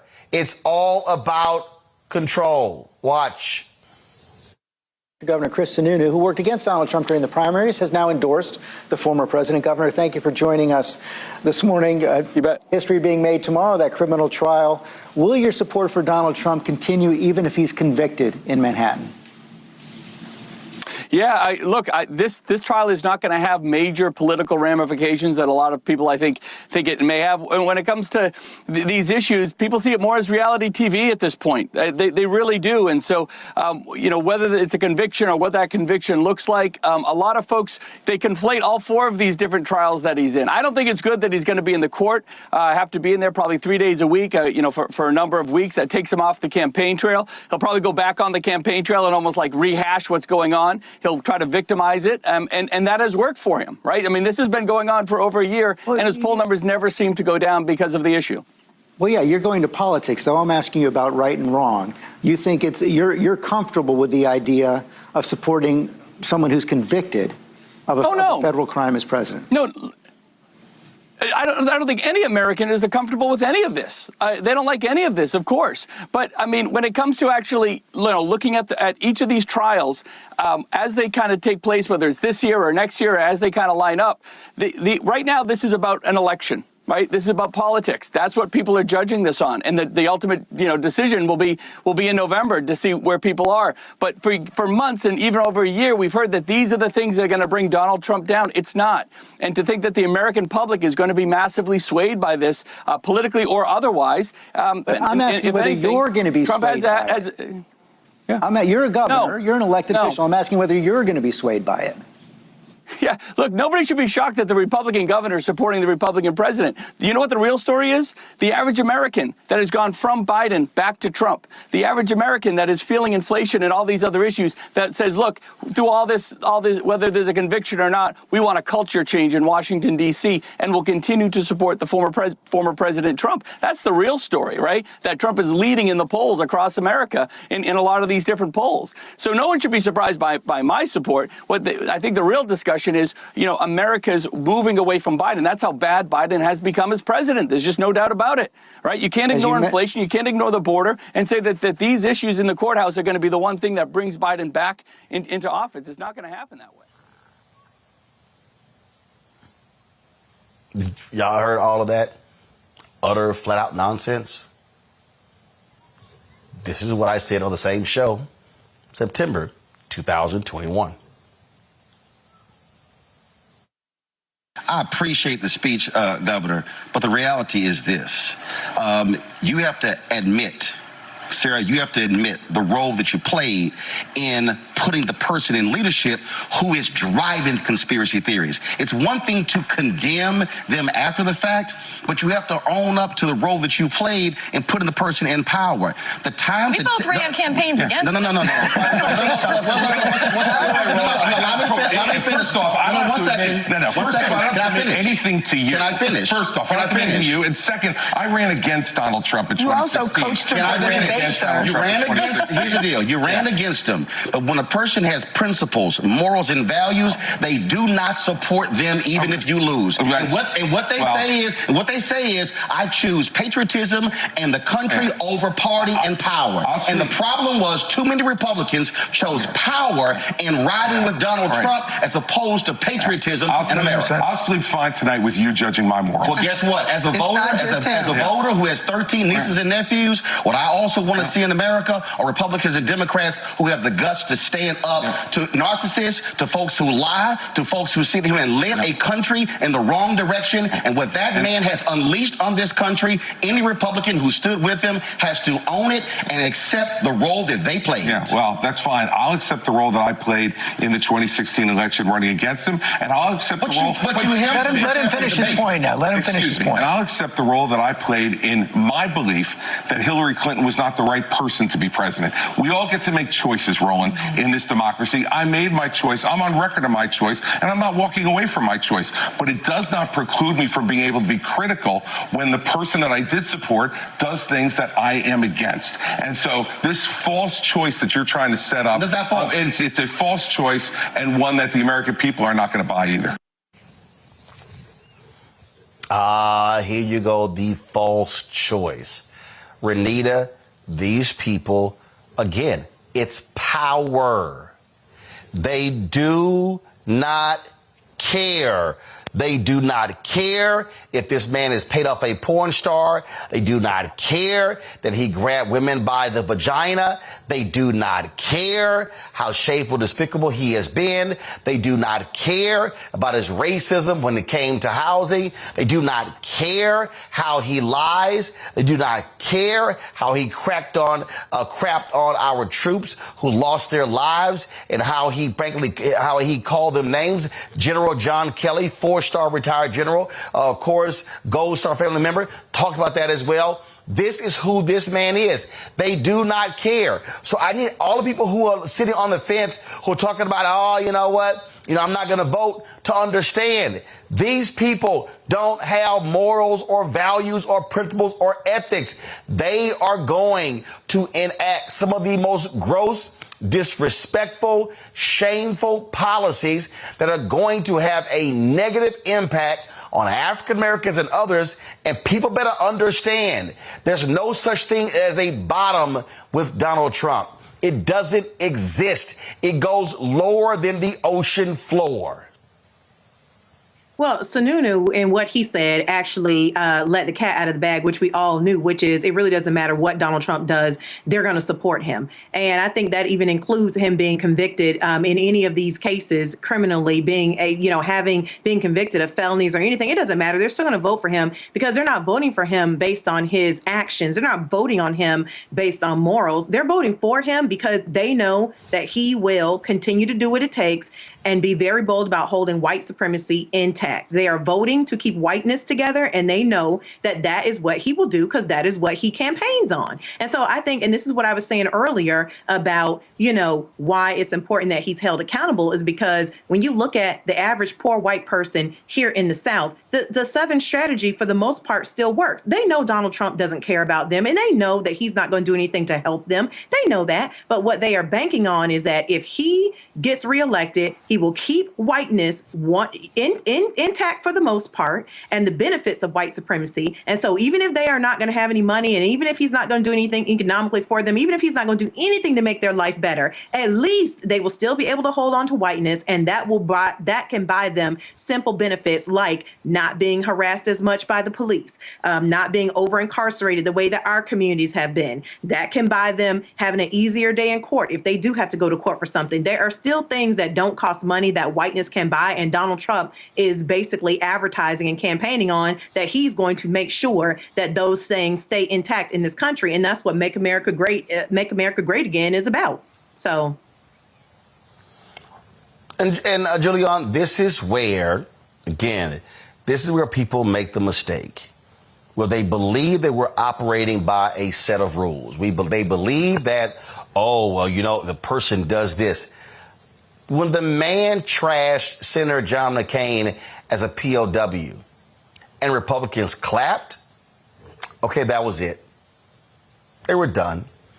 And so people had better understand what these people want to do, what their intentions are. They're telling us what they're going to go after. And folks had better understand before it's too late. He is exactly laying out what his plan is. He plans to fire civil servants who are not aligned with his agenda. Obviously, all of the GS folks he's going to go after. Government appointees, federal appointees he's going to go after. And you know that in terms of African-American professionals, we tend to be overrepresented among those ranks. So any African-American person who works for the federal government and supports Trump basically is putting a knife to their own throat. But there are those who will do that because they've drank the Kool-Aid. And that's literally what's happening is I was talking to a guy the other day, one of my neighbors, which I rarely do, but the man was talking. He said, "Oh, don't you know he's just joking?" I'm like, "No, he's not just joking." But that a lot of people think he's just joking, or he's a little extreme, or his rhetoric is out of order. No, his policies are out of order. The rhetoric we could potentially put up with is what he says he will do. And those who are reluctant to vote, Roland, I'm so disgusted. They keep talking about, well, he hasn't done, President Biden has not done enough. Now we got another student loan reprieve. There's some HBCUs. Do you think that President Trump, if President Trump would support HBCUs? No. And we know that. We know that those states who have stolen money from HBCUs through the land-grant colleges, that's federal money. The federal government could play a better role. Trump isn't going to do that. And let's not talk about our rights, our abortion rights, our reproductive health rights. And then just today, the state of Iowa has banned any kind of treatment for trans children. They made it against the law. Now, you know, this goes to a Orange Man Supreme Court. They'll uphold that law. You know that, frankly, when we look at it, he would speak in favor of such a law. We know that the Republican Party has been aligned against difference. These states that are passing laws against diversity, equity, and inclusion. And so discerning people, they know, many of them know better. They know better. But like you said when you set this segment up, it's about power. It's about white supremacy. It's about fear of a black planet, fear that there are more and more African-American, Latino, Asian young people who many, of course, line up with the Orange Man, but more are open and looking at their lives, and they're saying, no, we're not having this. So this is a fear. It's that fear. But here's the thing, Omakongo, that I think people need to understand. For those people who are on the right, it doesn't matter. So he knows I can do when he said I could shoot somebody on Fifth Avenue and I would not lose support. That was not a lie. And so what I need people to understand is there are no rules here. They don't exist. Mm-hmm. And so you better understand when this man is standing in front of rallies saying, I'm going to deport Latinos, when he's saying the programs they're going to attack, when he says, hey, I wish I had the power like they do in England to just decide when an election takes place. That's what they want to do. Bro, believe them. And so for Democrats, stop this. Like all these idiot journalists sitting there, President Biden, he needs to be calling all these people who did support Donald Trump. No, they don't. You better be locking and loading on Democrats saying, if we don't get out to vote, if that fool may be back in, and if he's back in, all the rest of these people, they know they've got an idiot in charge, and they can do whatever they want because we know he can't read, we know he can't think, we know he's not smart. He's just happy to sit there and soak in all of the accoutrements of being president. When you talk about people needing to get on the ball, first of all, that video from 2021, it never gets old. And it just has more resonance. And I'm sitting here, looking at this, right here with White Fear. Roland, you got 4 sections in here. And the first 3 are all playing out. The first one was igniting the flame of white fear. And on page 15, part 2 of that was enter Donald Trump. You talked about that. You laid it out. He came in with this. Then you talk about defining the White Fear Manifesto, going to what Dr. Malveaux was saying, redefining American history with the bans and everything else, DEI. And then chapter 3, section 3, you talk about legislating and regulating through white fear. And that's them going after the courts. And, so in those first 3 sections right there, it's all playing out. And we're seeing it with Sununu. We saw it with Ted Cruz before. We saw it with Mitch McConnell as well. I will support the Republican nominee regardless. That's my job as the Republican. And so when they don't care, how much do we care about? And I still feel, Roland, that there are still some people who kind of have that Susan Sarandon mindset of maybe we can handle 4 years of Trump. Maybe, that's what we need right now. Maybe. And at every level, there's a certain level of complacency. I remember 2 weeks ago when we were on and you played that, or 3, when you played that Bill Maher video when he was talking about the NBA and all this race stuff. He started off that segment by saying, I don't care who wins the election. That's how we started off. And so if people want to keep having that mindset, Donald Trump will be back and this country will get whatever it deserves. And if the Sununu video is not the latest one, because Chris Christie started listening to you finally in this election, should have listened to you 3 years ago, right? But the fact of the matter is, if we don't get it on now, he's going to keep lying. I watched your segment when he was at the Chick-fil-A with the fake video of the black supporter. They're going to do everything they can to play dirty because it's about power. Project 25, it's about power. And so this is not the time for us to be cute and fancy and talk about sitting out or, oh, Biden's just not appealing to me. He's not calling me. He's not all of that. This is do or die. Like die as a country, like do or die. And it's only going to get worse. And they're all falling in line once again. Not a lot of them are going to be like Mitt Romney, who said, hey, you get convicted of sexual assault of any sort, that's a disqualifier for me. They don't care. You've written the manifesto. It's time for us to get on the good foot because we only got a few months left to this American experiment if he gets in again. I simply want people to recognize what is at stake. I am not depending on any Republican to do what's right or just or fair because they want to be in control. So, folks, don't sit here and act like we didn't tell you if it happens. Fanbase is pioneering a new era of social media for the creator economy. This next generation social media app with over 600,000 users is raising $17 million, and now is your chance to invest. For details on how to invest, visit startengine.com/fanbase or scan the QR code. Another way we're giving you the freedom to be you without limits. Louisiana, especially black folks, y'all are in for 4 years of hell because they are passing bills that are shameful and despicable and can't be stopped. Y'all gonna love this one here.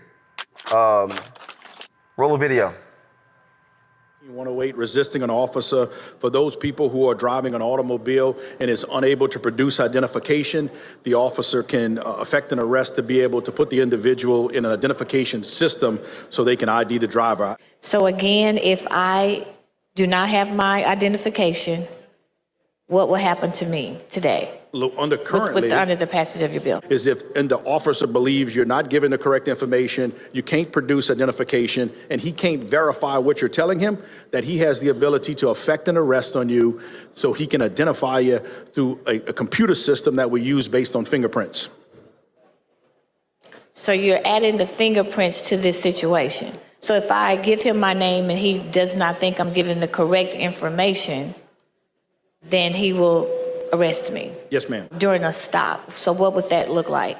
No, this bill would allow them to take them into custody, bring them to a place where they have a system where they can use the fingerprints to identify them.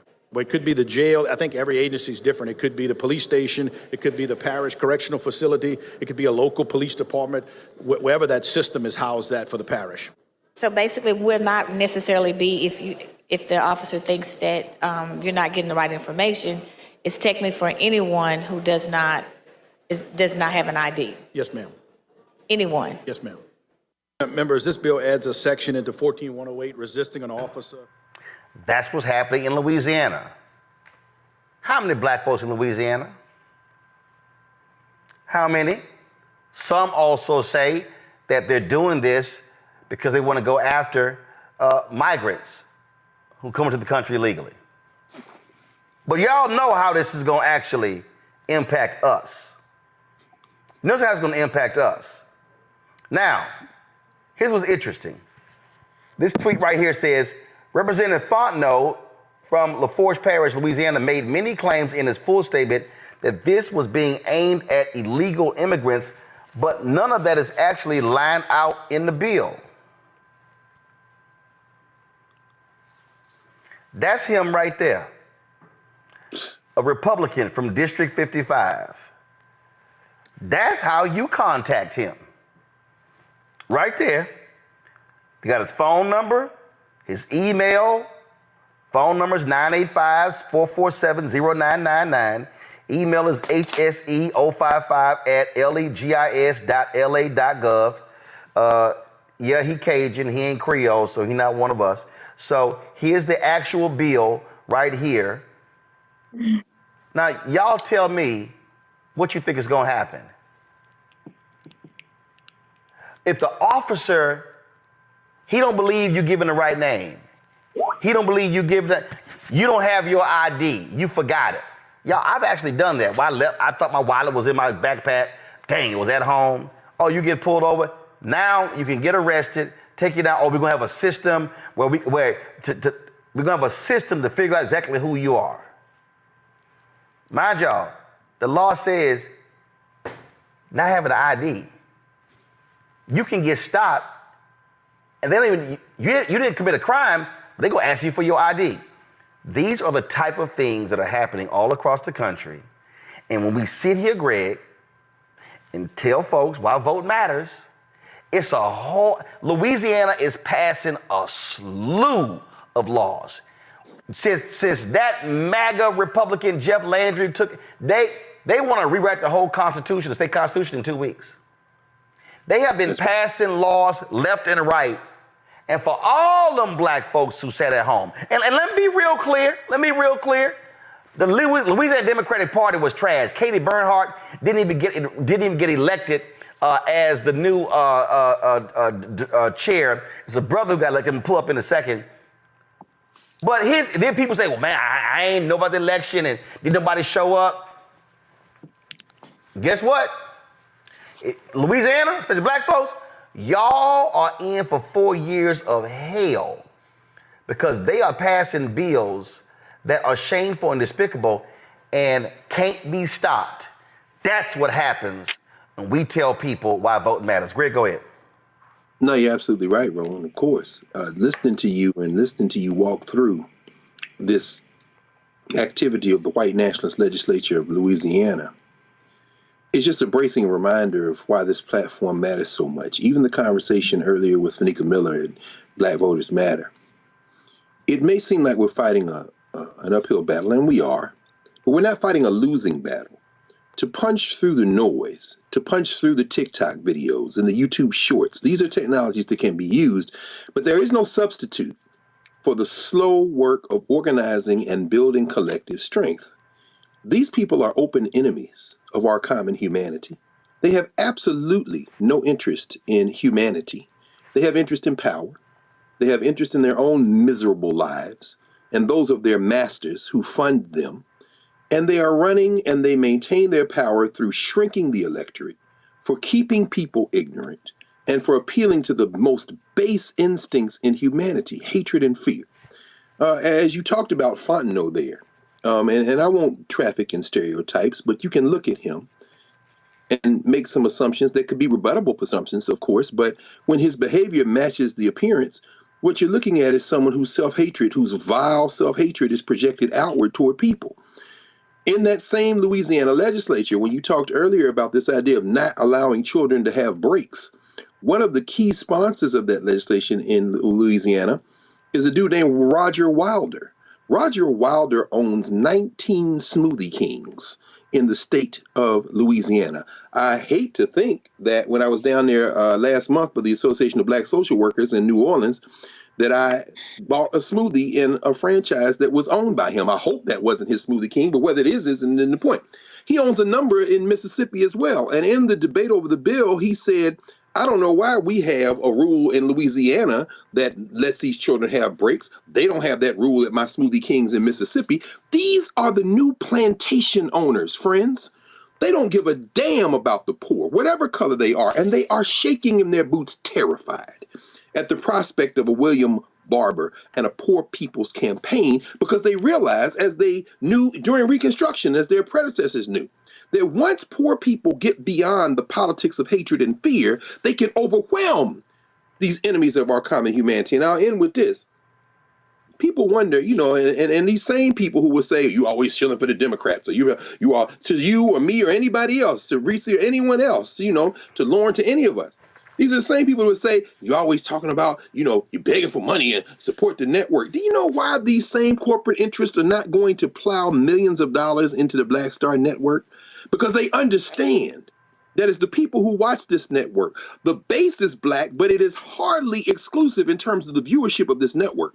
Continue to educate themselves relative to the people who come on this network and share information, who understand the relationship between politics and education and informing oneself. They understand that that is what will threaten their ability to attack our common humanity. That makes this moment more important than ever, because they're on the verge of eliminating the ability to participate in the electoral process in this country. They're beyond it. And you know how you know they're on the verge? Because they are acting now with impunity.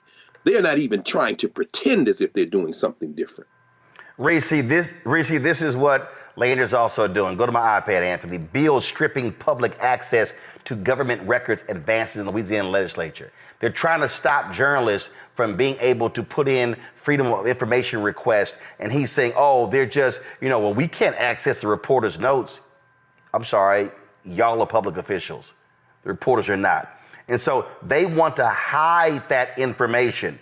Louisiana is a major, major state when it comes to the environment. Of course, a lot of petrochemical companies. Look at this here. Top employees at Louisiana Environmental Agency resign in clash with new leader. Sorry, this just popped up. That the new leader is a Black MAGA woman. And that's who that is. And so, again, what you're seeing here is the type of things that are happening because folk don't vote. In fact, I'm going to try to find it. Landry actually had posted a note about, how he overwhelmingly got support from the state. He got 52%, but only 36% of people actually voted. 36% of people in Louisiana actually voted. That means 64% stayed at home, and he's running roughshod with his MAGA agenda. But folk want to criticize us for raising the awareness of this sort of stuff. Yeah, you're shilling for the Democrats. Okay. Hey, knock yourself out for living in New Orleans. I'm sorry, for living in Louisiana under this MAGA rule. Well, first, to anybody who wants to throw out shilling for Democrats, fuck you very much. I don't give a damn if that's the way you want to put it, to be dismissive of pretty much objective facts on which political parties are doing what. If you have a problem with that and you can't accept that information, then I think that's a personal problem. That's not a reflection of me or anybody on this panel. So let's just start there. But citizenship is always on the ballot in this day and age. It was on the ballot when 60-something% of people in Louisiana decided to stay home.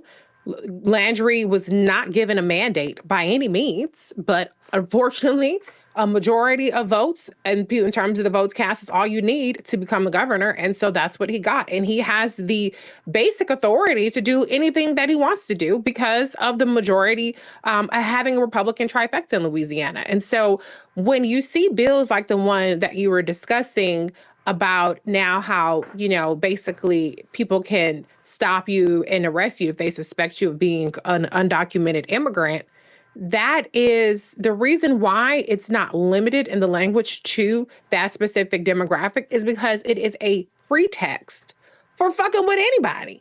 And who do they normally choose to mess with? Black people. So if you notice, now the rhetoric around Haiti is ratcheting up. See, now that they got enough Black people on their side with the Northern Triangle immigrants, or anti-Northern Triangle immigrants or anti-Mexican immigrants. Now they're starting to pivot to talk about Haitian immigrants and ratchet up that rhetoric around them, because as they're starting to and put these laws in place that allow basically omnipotent powers for police to make you have to show your papers, prove that you are an American citizen, prove that you are who you say you are, to their satisfaction, which is subjective. Arrest first and then figure it out later. Meanwhile, your ass in jail, and so you done lost your job. You done lost all kind of other stuff because you missed work and whatever else is going on. Car got impounded, whatever.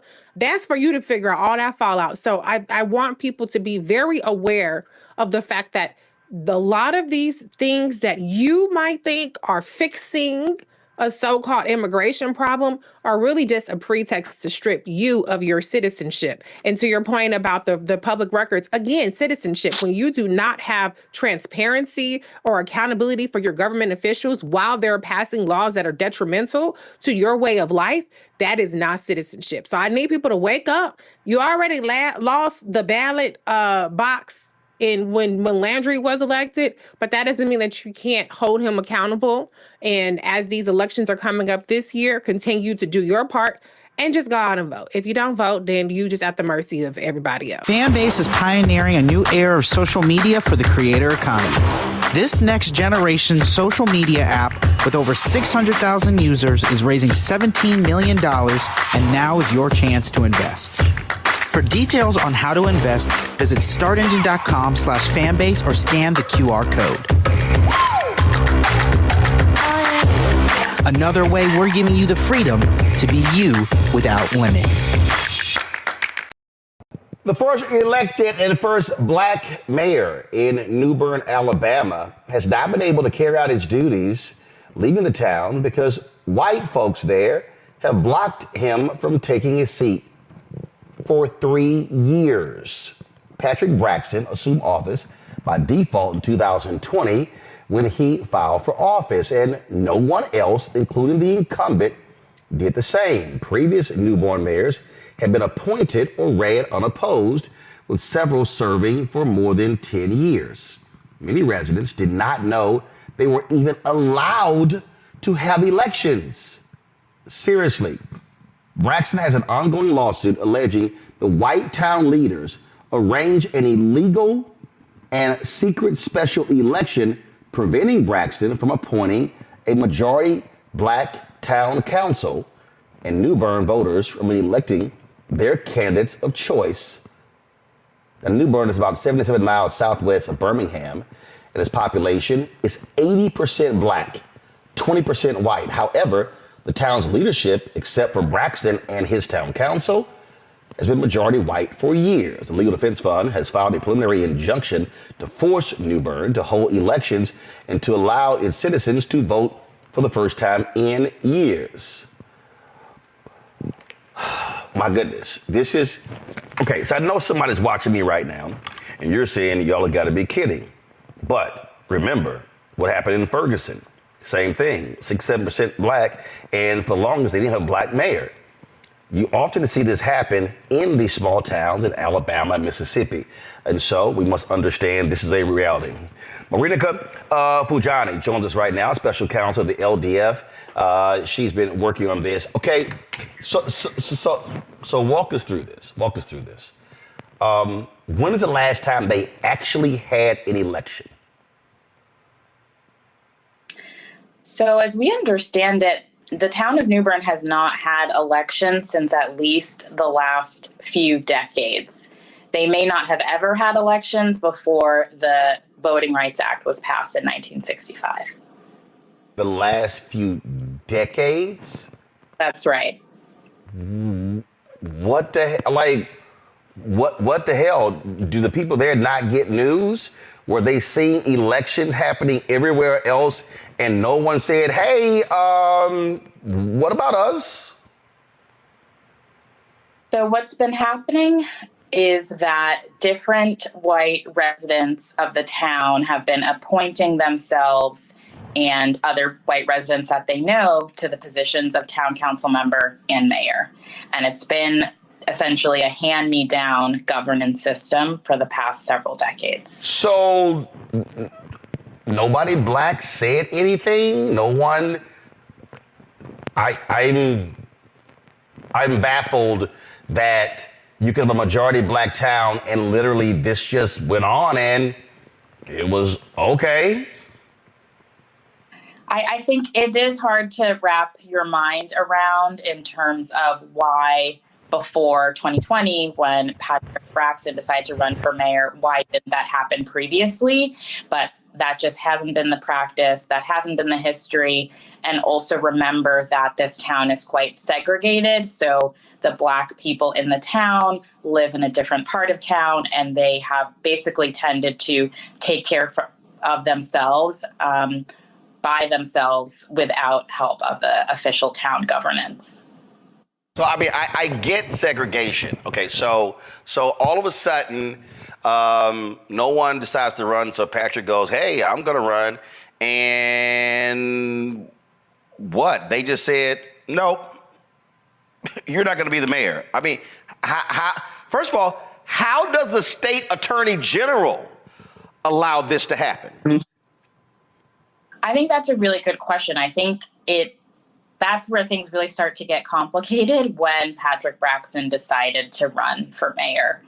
At first, the outgoing mayor did not give him the proper information to qualify for a candidate of mayor, but Mr. Braxton was very intent on running and did the research that he needed to do so that he could still qualify. And then I think the problems really began not only after he decided to run, but it was really after he recruited other residents, and then it was only black residents who decided to serve on his town council, that the outgoing white power structure decided that they wanted to put a stop to that. How large is this town's budget? What do they actually control? What are they in charge of? Well, New Bern is quite a small town that probably has between 200 to about 350 residents.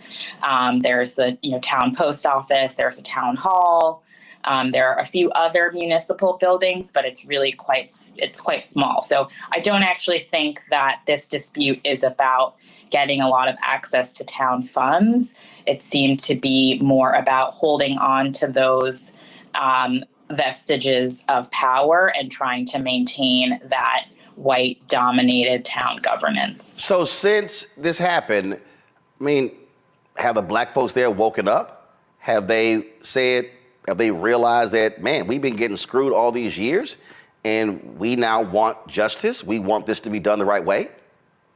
I think since Mayor Braxton decided to run, since he recruited his town council members, since all of the media attention and the lawsuit, I think it has really changed the conversations that are happening in the town of New Bern, and it's making the residents really think about, for the first time, having a town government that serves them. So where do we stand right now? I mean, is Braxton, is he in office? What's going on? Where we stand right now is that who the lawful mayor is and who the town council is in dispute. And it's really what the centerpiece of the lawsuit is. And we have a hearing on May 6th that is really going to go to the core of determining who the right mayor and town council should be, and also making the town of New Bern hold elections. Is this in state court? Is this in federal court? That's in federal court in the Southern District of Alabama. Have y'all heard anything from the state? From the town defendants? No, from State Secretary of State, from State Attorney General, from the governor. No. Is there where New Bern is I'm sure there's a county government there. So any of the county officials, how about the state rep or the state senator, the member of Congress that represents that area? Anything? They haven't been in touch with the Legal Defense Fund, but maybe they've been in touch with Mayor Braxton directly. Wow. It is just stunning that we can be in 2024 and these folks, they're located in the Black Belt, are still trying to actually elect their own mayor and leadership. Right, absolutely. That's just wild. So you said the hearing is May 6th? Yes, that's right. All right. Well, we certainly will be paying attention to see what happens. Thank you. All right. We appreciate it. Thanks a lot. Matt Manning, civil rights attorney out of Corpus Christi. He joins us. Also, Caleb Bethea, communication strategist, joins us as well. Michael Imhotep hosts the African History Network show out of Detroit. Matt, this is absolutely crazy, bro. This is insane. Yeah, this is not only insane. I thought that there had to be some weird issue with the maybe city ordinances or the codes. So actually, while you were speaking with the attorney, I read the Alabama law because I was just confused. And basically, in most states, they have a whole section of law that that relates to municipalities and corporations and basically how cities and towns are incorporated and what their powers are, all of that. So Newborn would be a Class 8 municipality in the state of Alabama. And the reason I mention that is because oftentimes there are gaps when they're very small cities and towns in terms of their ability to just govern themselves. So I thought maybe they had some kind of weird law that allowed the mayor to appoint everybody on the city council and some of the stuff I read in advance of this segment. But getting down to it, this is out and out racism and out and out preservation of power, because the Alabama codes, as it relates to even Class 8 municipalities, talks all up and through about elections.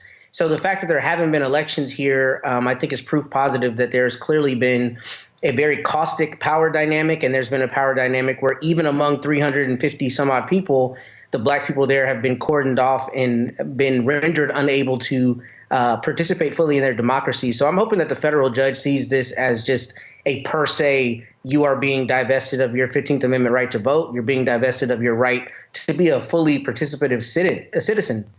And hopefully he or she, not only issues the injunction, but make sure that the people of Newborn actually get to have a voice. This is crazy, Kelly. Just crazy. It's crazy, but it's also really fascinating to me because after, listening to the LDS attorney, or representative rather, I am now curious to know exactly how many other municipalities are in this exact same situation, in that there are hundreds, if not thousands, of small towns just like New Bern, Alabama, and certainly throughout the South. I wonder just how many are in a similar or exact same predicament, in that there are no elections because the town is so small. And, I'm assuming the demographic is relatively older. Usually small towns of this size, we're talking about people who have been there their entire lives, don't really, venture out and then come back. We're talking about people who have been there and have stayed there their entire lives. Residents who, are pretty much used to how things are and aren't necessarily exposed to how things can be or are currently in the rest of the state, rest of the country, and beyond. So I think certainly the white residents of New Bern know and take advantage of that. And not only is that disgraceful, I think it really does need to be explored by the DOJ, because this is, in my opinion, an even bigger issue. Michael. Yeah, Roland, I know some people act surprised by this, but this doesn't surprise me at all, especially if you understand the history of Alabama. No, you look at the Alabama State Constitution of 1901, okay, that codified white supremacy. And that's not me saying that. That's the Encyclopedia of Alabama. When you go research it, they instituted poll taxes and literacy tests to suppress the African-American vote. When you go back and look at the lawsuit of Gomillion versus Lightfoot, 1961, this was to fight against the gerrymandering that the state of Alabama was doing in Tuskegee, Alabama, and locking out almost all of the African-American voters and bringing in to this district poor white voters and Tuskegee, Alabama had a higher literacy rate than the surrounding white counties, largely because of Tuskegee Institute. But Michael, no. I mean, first of all, you go through the civil rights movement, the Black freedom movement. You got what happened in Selma. You got what happened in Birmingham. You get the Voting Rights Act of 1965. There are only 77 miles from Birmingham. I'm a little surprised you don't have an election since 1965. I mean, that's we ain't say 1985, 1995, 1965.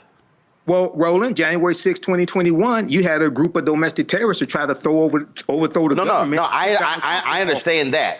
But an 80% black town, 20% white, not having an election since the 60s.